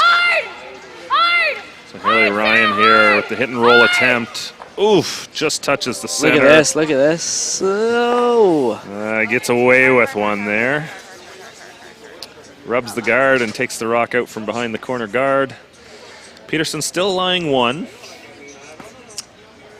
Now, a shot that I would consider playing here would maybe be to tap my rock that's top 4 foot and try and roll the shooter underneath the centerline guard and push my rock maybe back 8 and get some separation. I'm not sure if you saw that or if you like that at all. Yeah, I like that call too. It's, where that rock is right now, it's hard to draw a second point in there and not leave some sort of a double or an opportunity for Ackland to make a play on it. She's called the draw around that center high, but if she ever goes deep, it's not going to be, it's going to set up a double. They did comment that it picked out there too, so. The girls are still going hard on it though, not giving up. And now, they realize it just didn't have a chance to get there. That's unfortunate. That's a tough pick right there. And that's not a good spot either. Ackland rolls under that center. There's now a double center guard, and Peterson will be in some trouble here. Yeah, you hate to see something like that happen. Really can derail an end.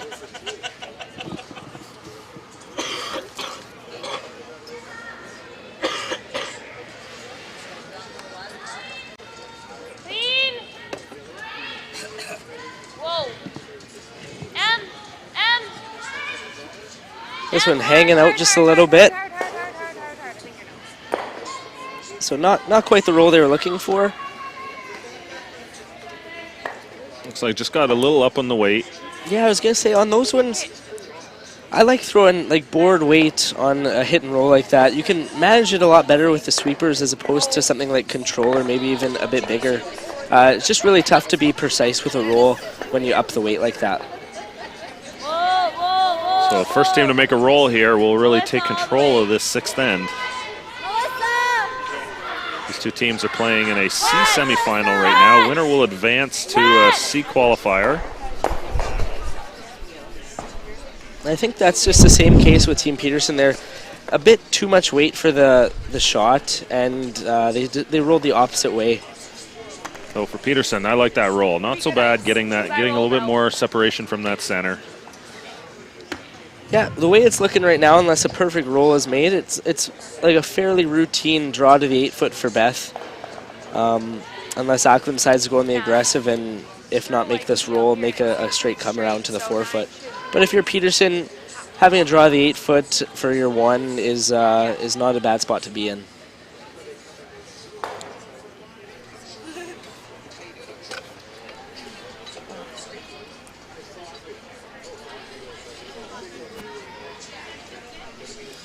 Abby Ackland delivering her first of her 2 skip stones here in the 6th end. So the winner in this game will advance to a C qualifier where they will play the winner of Chelsea Carey Penny Barker for a playoff spot. In that game, Barker leads Carey 5-1. That's playing the 6th end. Barker with hammer and the lead. And I love this call right here for Team Peterson to flip to the offensive. it's not really looking like you're going to get a deuce by playing a hit and roll, and that's a very difficult shot. So for them to play the straight come around, they can get this rock into a good spot that'll force Ackland to only maybe able to play a freeze on it. And worst case scenario, Beth gets 2 cracks at the draw here. So I really like this call.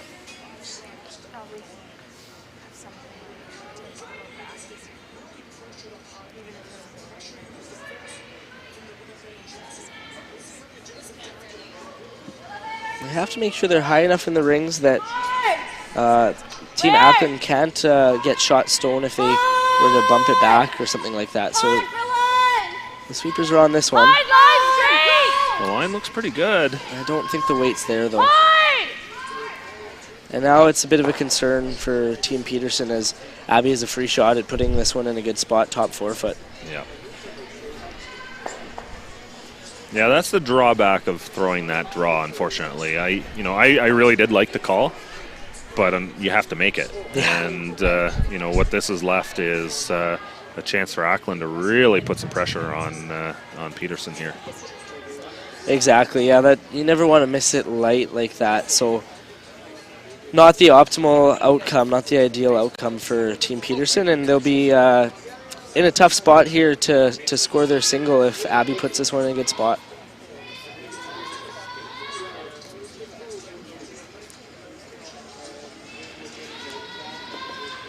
So Abby Ackland throwing the intern draw, looking to put some pressure on Team Peterson.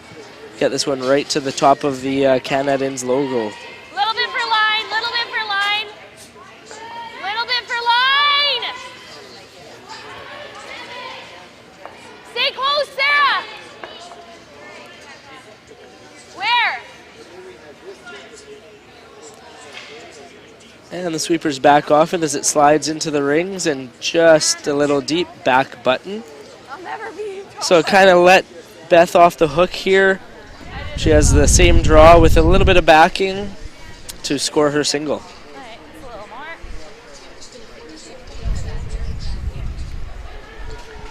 Just lots of missed opportunities both ways in this end. I think Peterson's going to be pretty happy to be now having this draw for one, considering the trouble she was potentially looking at. But unfortunately for her, she did have an opportunity early to set up that score at 2. Exactly, yeah, just a seesaw battle in the 6th end here, and there needs to be some attention given to this one here. She's facing 4, so Line's good. definitely needs a good throw. Where? No line. Looks like it's a little warm to me, but we'll see what the sweepers think. Where? Do you need a tech? Okay, whoa. Got to make a decision here. Yeah, whoa. Little rub. Little roll, and Shot. there it is. The Peterson luck, as I like to call it. A single point here for Beth Peterson. A little fortunate on her last shot. Now takes a 4-3 lead over Abby Ackland here in the C semifinal. This is coverage of the 2018 Canad Inns Women's Classic from the Portage Curling Club. We'll be right back.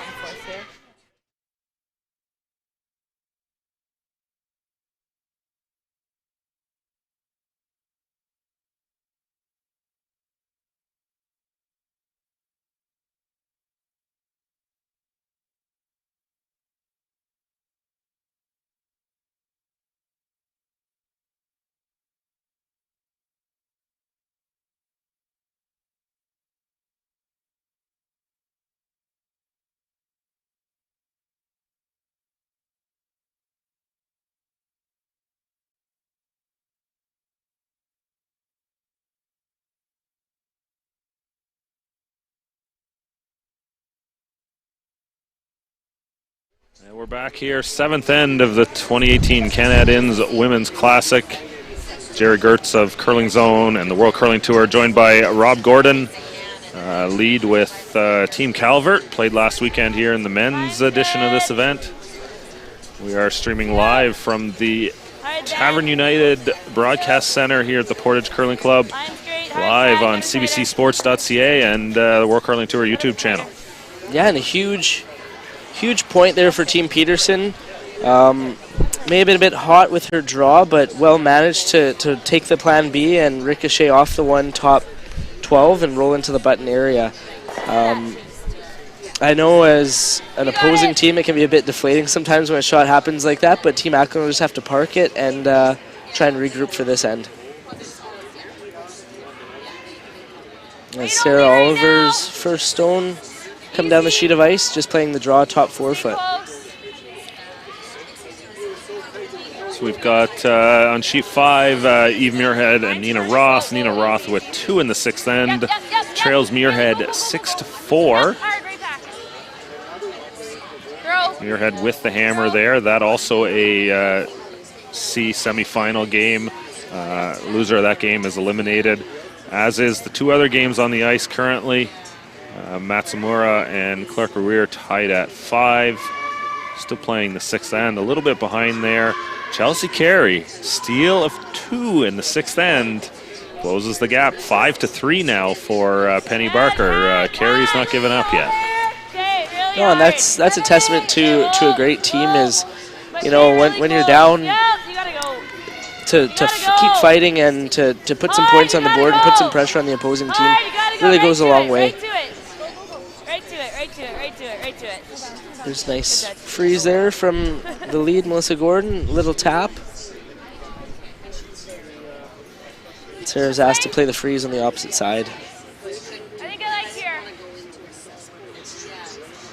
Really interesting game that we have thus far. A lot of good shots made, some back and forth play, and a tight battle. So the last 2 ends will be interesting.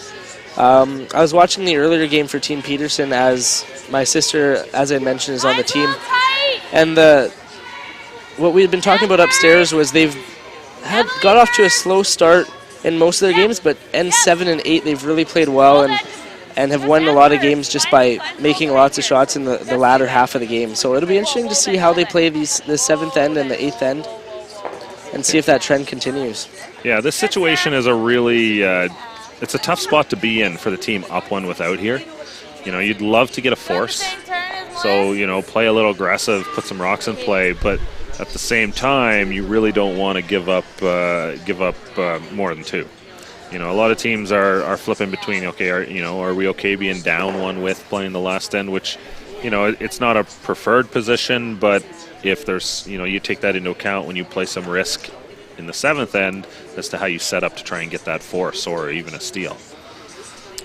Exactly, and yeah, 2 years ago in Cranbrook at the Tier 2 Slam, that was my team's first ever taste of the 5 rock rule, and when I was playing with Jason Gunlickson. And we found ourselves in our very first game in this situation where we were 1 up without playing the 7th end against Brady Clark of the U.S. and decided to go very aggressive for the force. And we ended up going so aggressive for the force we gave up 4 and lost the game virtually right there. So that was a lesson learned. And yeah, exactly. I think people have these notions that being 1 up without coming home is the worst position, or 1 down coming home with is the worst position. So they try anything they can to not be in that position. And sometimes you go so hard that you give up that wonky end in 7 and are basically just kicking them back coming home in 8. Yeah, and a lot of those situations you run into a spot where, you know, it still always comes down to execution. No matter what game plan you go out there and play, if you're going to go make your shots, then you know, you're going to win a lot of games. And same thing in reverse. It doesn't matter how good of a game you're calling. If you're not making your shots, you're not going to win much. So, you know, it really comes down to creating a game plan that you're comfortable with as a team, and 100% committing as a team, so that you're all into it, and there isn't any kind of self-doubt at the same time too. Exactly, and that's a great word to use, is committing to the game plan. Even myself and my teams in the past have been guilty of, you know, changing up our style of play halfway through an end or halfway through a game. And I think it's really important to just stick to your identity and play the style of game, the brand of game that you're used to. So Peterson with shot stone on the top of the button, it looks like. There are a lot of yellow stones creeping around there, though, so she's going to call for the guard here. Similar end to the 5th end, where there's a lot of yellow stones around the 4-foot area. but that one pesky blue one that Team Ackland just couldn't seem to get out. So this end, it's looking a little bit better for Team Ackland. There's no backing for that blue, so if it was to be hit, it would go. And it has to be a little unnerving for Team Peterson here. They gotta throw some good guards and hope some run backs are missed. Try and dodge some bullets here from Team Ackland. Yeah, keep it out there. 4. 3. Okay, well, we're overthrowing by a mile. Okay, that works.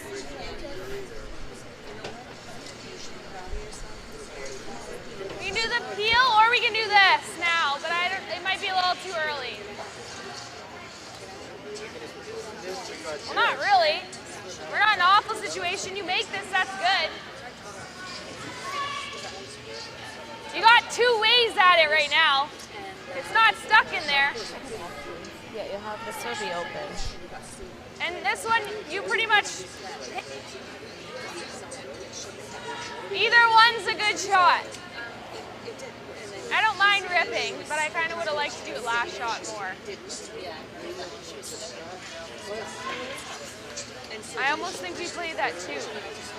Even if you hit the 5, now you gotta hit this. You gotta make it. I don't hate opening it up, but if you make that, we got 2 guards and we're sitting 3. And then they'd probably play something on here. So if we sit here, they might have like to get 1 out, but I don't know how good the double would be. Because how would you even open it up? The double? The double may come back. Like you gotta play it pretty thin. So if you just get 1, that's not really, you know what I mean? Like I think we had to peel last shot, and now we're kind of in it. Yeah. I like a 10. You don't need much. Yeah. Well, it's nice actually to roll it as far as you can, so it's pretty, so it's not as easy of a hit and roll in. So a really good discussion there by Team Ackland. They really well thought out. I tend to disagree with Abby. It's only their second player's final stone, so I don't think it's too late to peel. And I don't think either shot is wrong. It just, again, comes down to your team identity and what you want to play. So if they were to play that double peel, they're probably pretty content with blanking the end and going home 1 down with. By playing this, it seems like they want to get into it in 7 and try and get a big score here. And I don't disagree with that either. So it'll all come down to execution and how this one's made. Yeah, we're trying to find an overhead here to get a really good look at it. Like, with the number of stones lying around the edges there for Ackland, this is a pretty big opportunity. I don't even know if you're on it. Looks pretty close. There you go. And now lying 3, maybe 4 under cover. I think it's just 3. 3, yeah. But You can run something in here. tricky spot for Team Peterson now that those 2 center guards are overlapped. They don't really have one to run in. So it's going to be tough to eliminate those Ackland stones. It's going to come down to more of a drawing game and try and eliminate stones based on positions of these guards, of these freezes. Yeah, but at least hopefully this is going to. Yeah, they're all in now. This goes over it. Yeah, that's kind of the way these 7th ends tend to go. Is it's either an all-in end or it's a very defensive, almost might as well not even play the 7th end, just skip to the 8th end. How's the one go? The one's not going. They'll come back here. So the rest of Team Pearson going down for the discussion. Want to cross it I don't know if you can cross it that hard though. I really like that there's a lot of teams are getting all 4 members involved in these strategy discussions. Sometimes the back end doesn't see certain shots that the front end may see. Just a different vantage point in the ice. We have to do something. Stay hair high. Stay hair high. I'll line it up for you.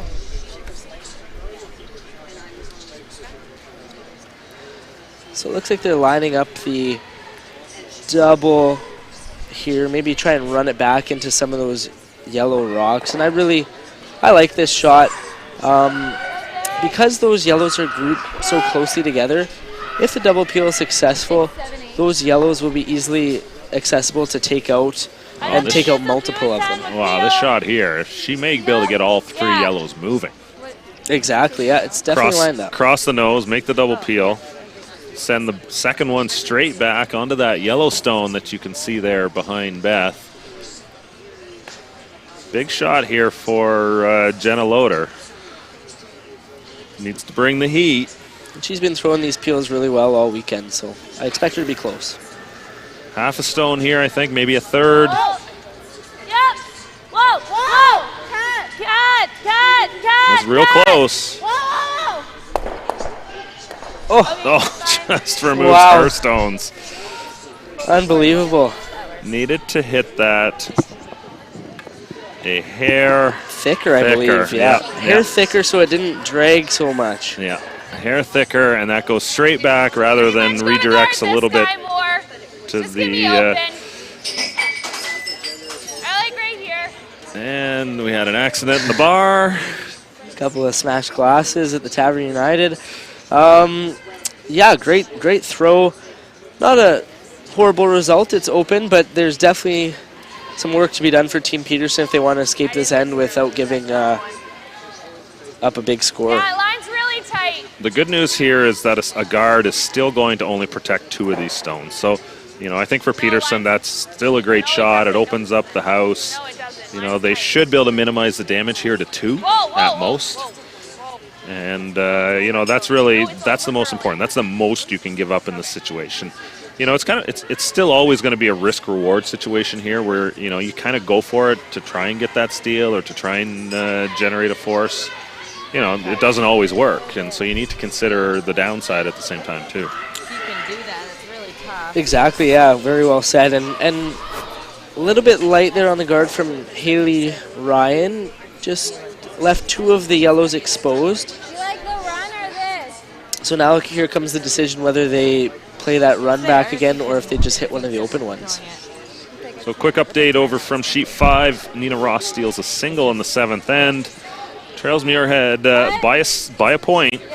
Heading to the last end, Muirhead will have hammer. Roth needing to steal 2 or 8th and extra.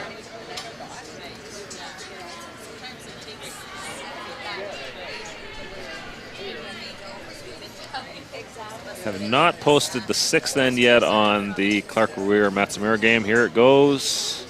The run, we're just gonna Single point for the Japanese side, so they lead by 1, 6-5 there.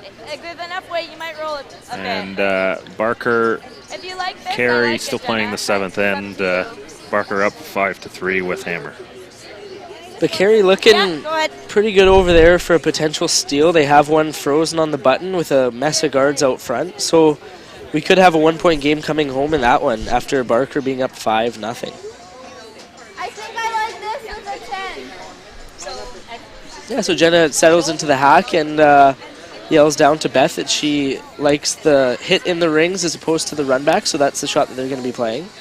And I like that shot as well. I think the run back is fairly long, and there are 2 exposed stones, so as Jerry said earlier, for them to just hit 1 and stick, they're probably only going to give up 2 as long as a double is made somewhere down the road with Beth.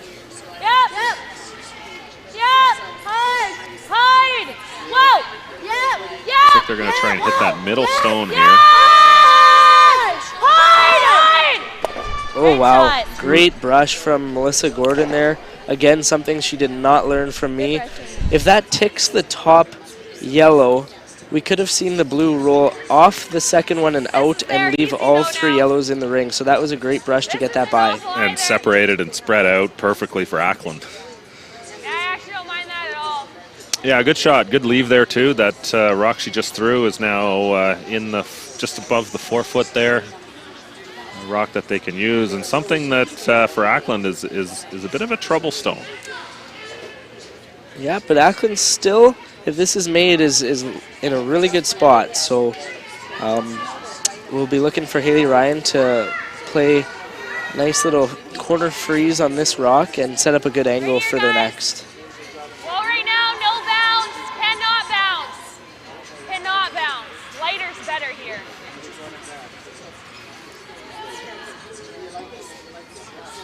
It's not moving either. got to stay. It's got to stay. It's got to stay on the out. It's got to stay out. It's good. It's a really good weight there, just didn't quite get the curl. Yeah. You can tap it frozen. And again, another momentum change here in this game. Yeah. That rock really needed to be on the other side of that blue stone. Yeah. Just Now a little Peterson come down, let's say back 8 weight, kind of get to the inside, tap it back, promote the blue onto shot, roll in front of the yellow. That's top 4 behind the center guard, and what? now Steele's back in play again. No. Exactly, so the 4 of them are down again chatting about the shot, so we'll listen in and see what they have to say.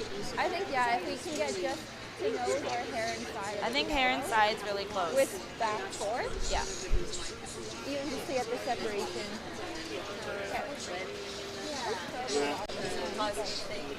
It hung pretty good out there for a while. Back 4. So they are playing that tap with just back 4 weight, trying to get a hair to the inside of nose and promote their shot up for shot stone and stay on an angle where there's no run back or double for Team Ackland. Just a little less than my last one, eh?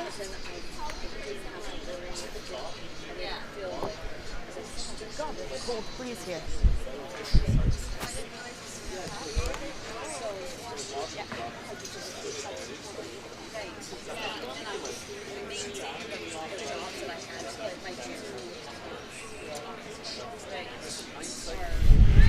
Beth Peterson delivering an out turn tap back. Close. Easy, easy. Whoa! Yep! Whoa! Whoa! Yes! Hard! This one started to take off a little bit, so we'll see where it ends up here.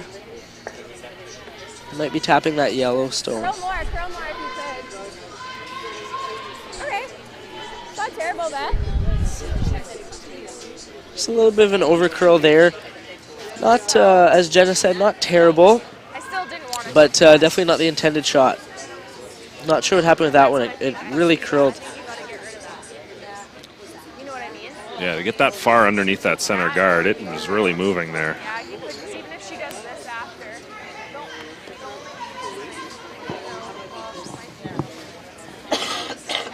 That or you do this. Like, I'm curious for Ackland, if they were to hit their stone on the nose, does that blue one go through the port? I think if you hit the inside, It definitely goes out of the rings. It looks like it might touch that back yellow. Is there a shot there with hit half a stone, make both blues go away? It's really tough to see from our angle. We don't have the overhead view, so it's hard to tell how much separation there is between the yellow stone and the blue stone in the top 8 foot there. But it definitely looks like that's there. And then Peterson is in quite a bit of trouble. Yeah, you might lose the back yellow stone on the shot. The blue might hit it and bounce off and out the side. But I think where would the rocks end up, right? let's listen to what they're saying here. Like the one would hopefully stick around like here, and the 7 would like. No, I really do think it would. The 7 would maybe push out here, and the 3 would hopefully stick around here. So she'd have a pretty easy freeze tap. That's the only thing. Yeah, like right now. I think we guard or do this, and best case we get a draw for 2. Do you think?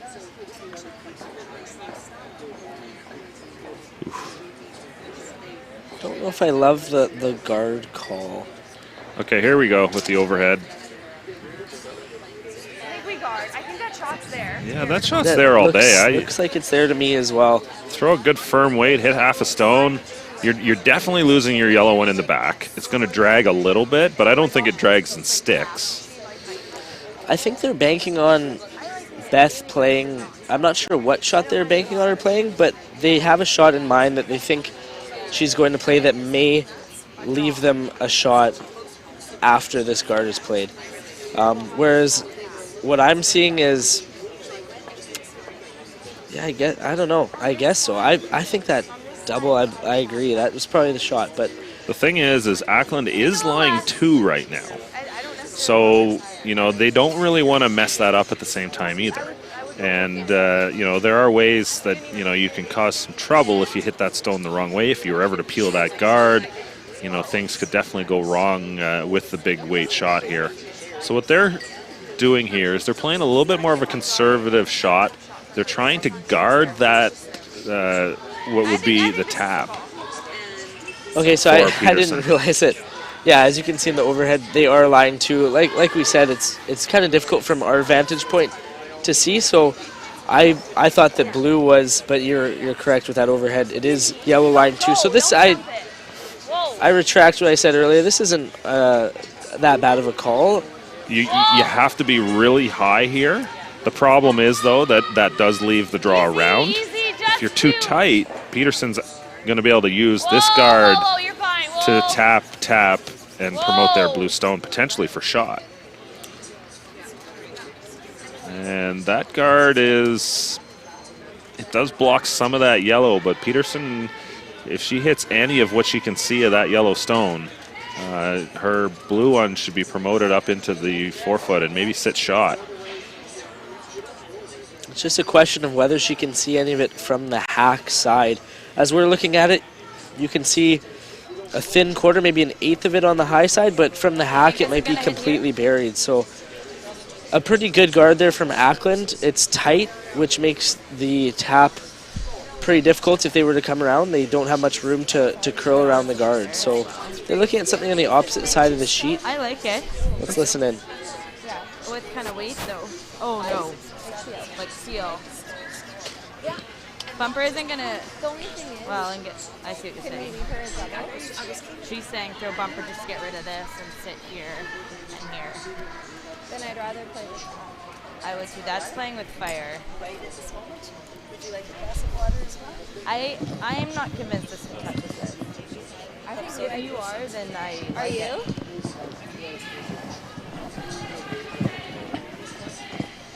Like that's hitting really. That's all you can see. That's all I can see.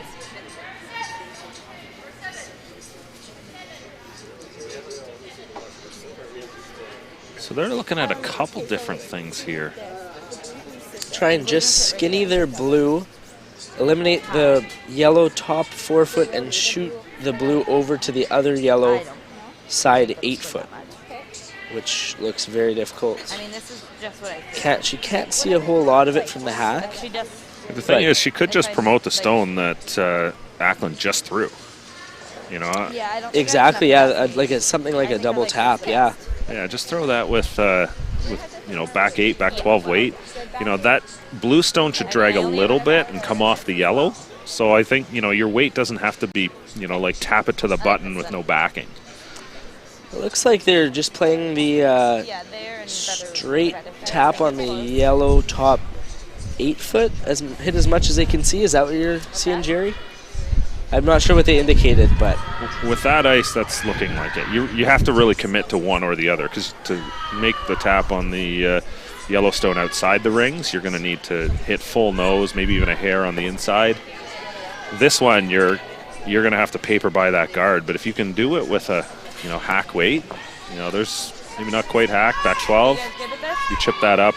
You only need to move it an inch to be second shot, which might be enough to get that force. So Beth Peterson's final stone here in the 7th end, trying to hair the guard and tap hers up to the 4-foot. Let's see what she's got. Yep. Whoa. Yep. Whoa. Whoa. Whoa. Whoa! Whoa! Whoa. Yes. Hard. Real close. Hard, Melissa. Hard. Hard. Whoa. It looks like she's got it. She's by the tap. Great and shot. They're sitting top of the button. Looks like blue is now shot. Really great throw from Beth to engage the sweepers on that one. Didn't overthrow it. And a great line call by Janna to get as tight to that top yellow as possible. But it does leave Abby in a potential in-off for a big 3 count. Yeah, unfortunately the shooter rolled to a position where there's a pretty natural double there. 3 or potentially 4 now that I'm looking at the overhead. It'll be a measure for sure on those top 2. Yeah, it looks like that's close. I think blue might be, sorry, yellow might be closer actually. Yeah, that's what I thought on first look. The angle, I'm looking at the TV on a pretty steep angle, so you don't get quite the view here. But we'll see here. Big shot here for Abby Ackland. Chance to take the lead in this game. It will be the first lead for her here if she can make this double for 3, maybe 4.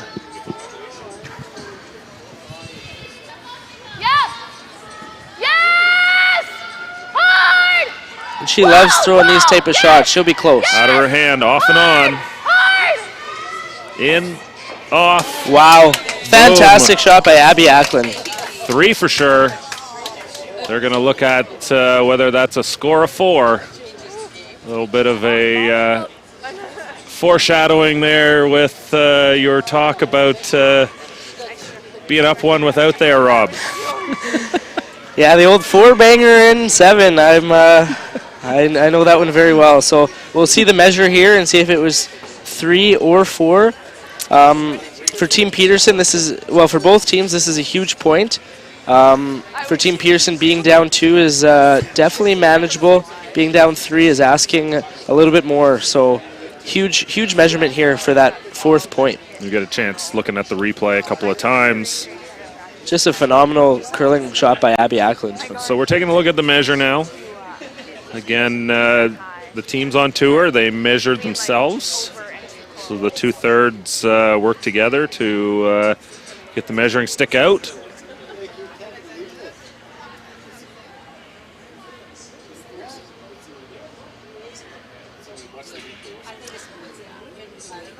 Not 100% sure with that measure. She didn't really go fully past the yellow, so I'm going to believe that yellow was probably the counter because it must have spun the dial a little bit more and she gave up on it pretty quickly. But when they hang it, we'll know for sure.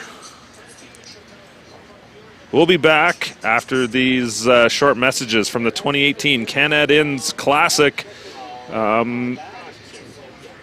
We'll let you know what the score was here after we get back. Eat. Meet. Stay. Canad Inns Destination Centers are your home for hospitality, with 10 locations in Manitoba and 1 in North Dakota, featuring the finest in accommodations, food and beverage, entertainment, banquet and conference facilities, and so much more. For the best service and best value, your only stop is Canad Inns. Call today at 1-888-33-CANAD or visit us right now at canadinns.com.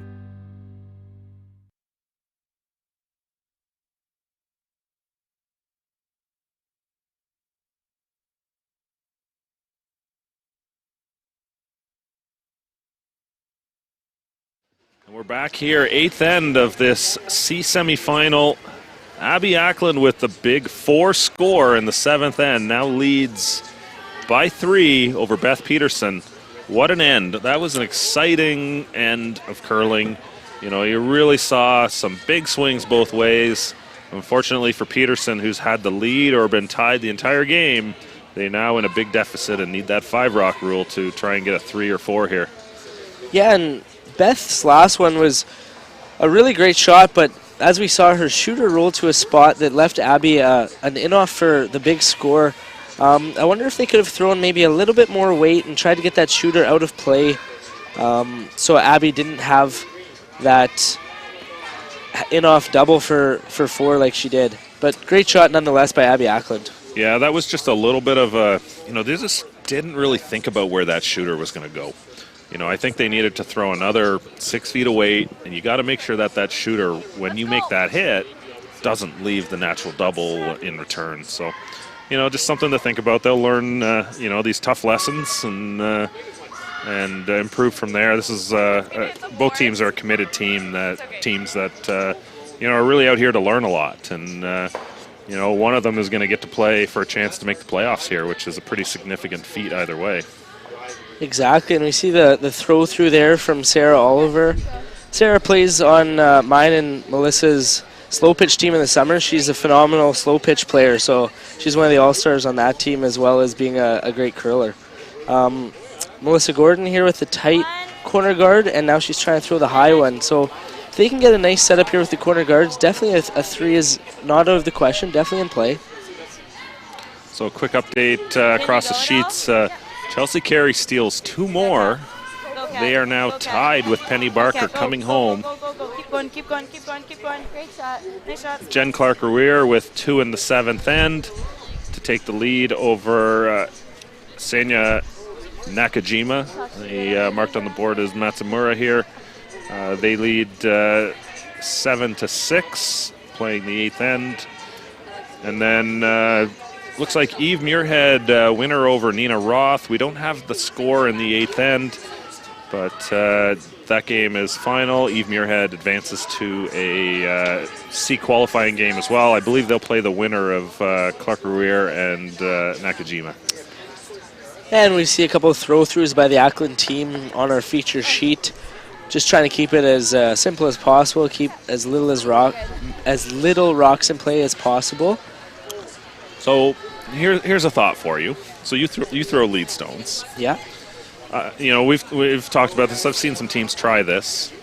So Ackland throws the first stone into the rings. Peterson throws that corner guard up. What about stepping up there and throwing, firm peel weight and trying to stick that corner guard on your stone top 4, and then on your next shot you'll be able to peel it out. Yeah, that's definitely a possibility. I guess you could play it with that big of weight. I wouldn't mind even playing it with like a heavy board or a control weight. I think that's still more than enough weight that you need to ensure that you're not going to stick and leave some sort of double corner guard or something like that if it really goes wrong. Well, you want to make sure your shooter rolls out of play. So when you make that shot, so whatever weight you need to control the line, to be able to read the line. Exactly, and that's a shot that we've seen a lot in mixed doubles play, is that corner guard tick shot. It really wasn't a prominent shot in our traditional sport of curling up until they introduced mixed doubles. And yeah, I completely agree. Instead of just throwing 2 away, the Ackland team could have taken a crack at it. The worst that could have happened if they throw the appropriate weight, like we said, a little bit heavier, is that the rock goes out of play and it's just replaced, and no harm, no foul. So they definitely could have tried that. Yeah, I think we're going to see some creative new shots in the game as we, get into the 5 rock rule a little bit. Another thing, it's a shot that I've seen Rachel Homan's team play a lot, and again, you're talking about it in mixed doubles, is that tick on the corner guard to the center, so that it's harder to throw 2 corner guards without a double peel being possible. Exactly, yeah, just different creative shots that we may have not seen in the game 5 years ago that can become household shots in the near future, just like the tick shot. And that guard just slid a bit too deep, so Ackland could attempt to play the double peel. She thinks it might jam on their top one here. Nice to jam. Just come here and look at it quickly.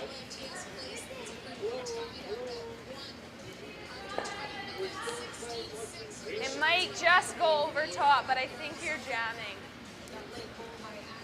I think if you hit like half on like this side, it goes over top. Like I think you gotta just like hit up here so it goes out that way, you know what I mean? Like I think you gotta hit pretty much here.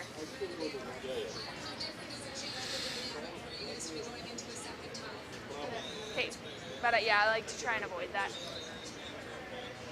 I like that, unless, I don't mind this turn either, but I think I like this. You like the out? So they're looking at playing this double peel. Just trying to hit half a rock on the high side, and Abby thinks that's the best way to avoid the jam. The risk here is definitely flipping one of these into the rings. So you got to make sure you hit close enough to nose that you get both of these stones moving fast enough. Exactly. They're up 3 here, so they want to eliminate as many blue rocks as possible.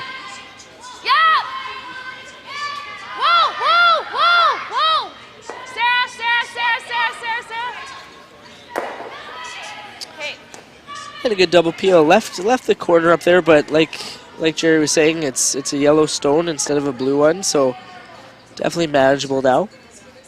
If they ever need a run back, they're running back their own rock.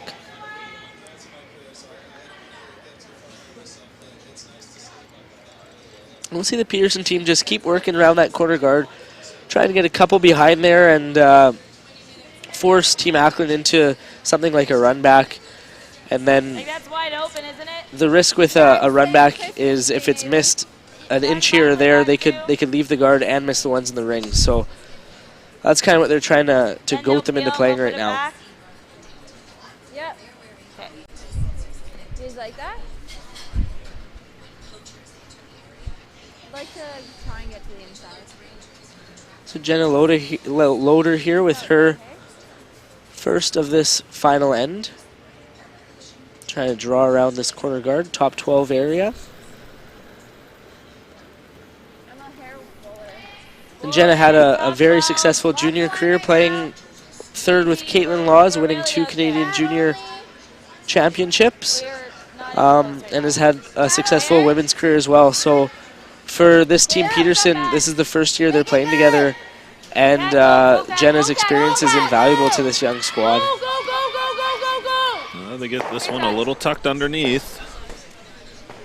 So there's that spot that I was talking about where now Acland has to think. It's about half open.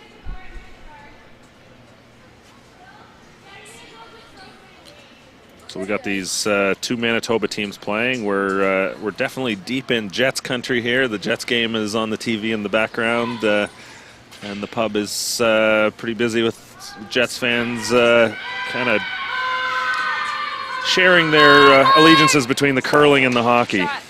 Nice shot there from Haley Ryan. The really good thing about that shot is where she rolled to. Bearing around that corner guard is now a consideration as to how to be lying, third shot. Fourth, I mean. Exactly, and like you're saying with the Jets, I went to the Jets versus Oilers game on Tuesday, and the Jets were up 4-1 to the start of the third period, and they ended up losing that game. So I've seen some teams get 3 in the final frame to come back and steal the victory. So we'll see if Team Peterson can follow the Edmonton Oilers, or I should say Connor McDavid's lead here.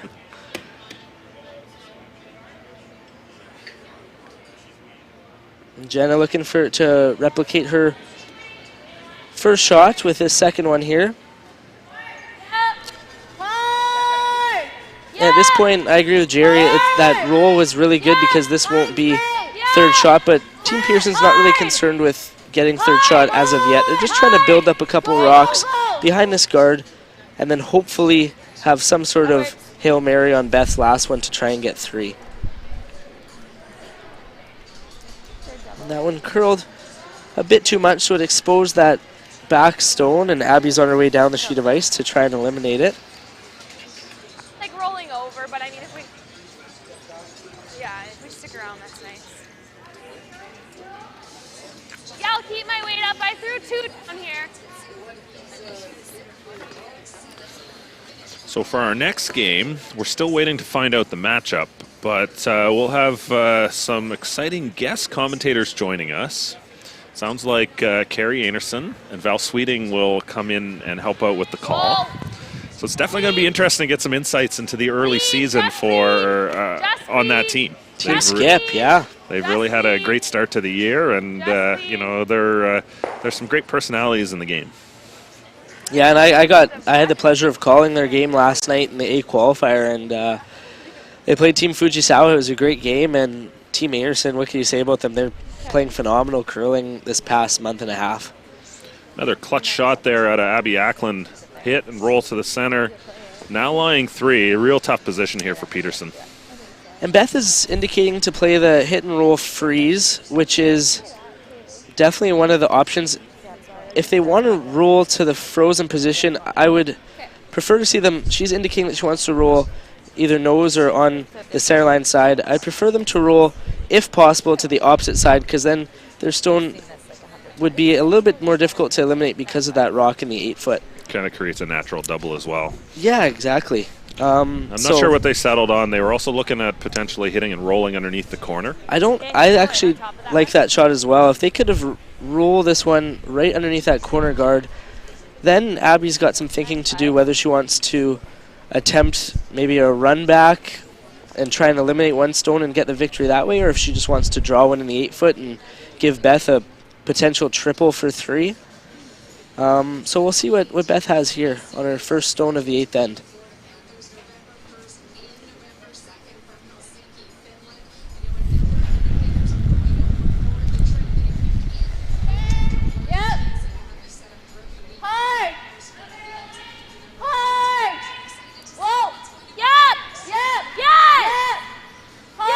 This one's close, just maybe a slight overcurl. Not a bad effort, but it's left Abby a relatively straightforward shot for the victory. Just has to hit it anywhere high side, and their team will advance to the C qualifier game later this evening.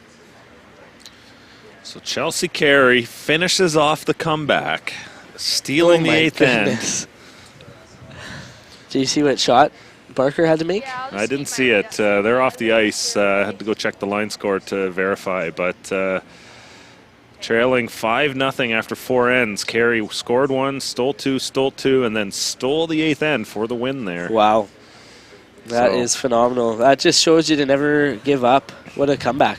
So Carey will play the winner of this game in a C qualifier tonight at, I believe, 8:30 p.m. Central Time. Ackland needing to remove this for the win. Looks like she's got it. Yeah, that's enough. Good enough. More than enough. And so X is on the scoreboard here. It will be a 7-4 final. Abby Ackland will advance to the C qualifier where she'll play Chelsea Carey for a spot in the playoffs.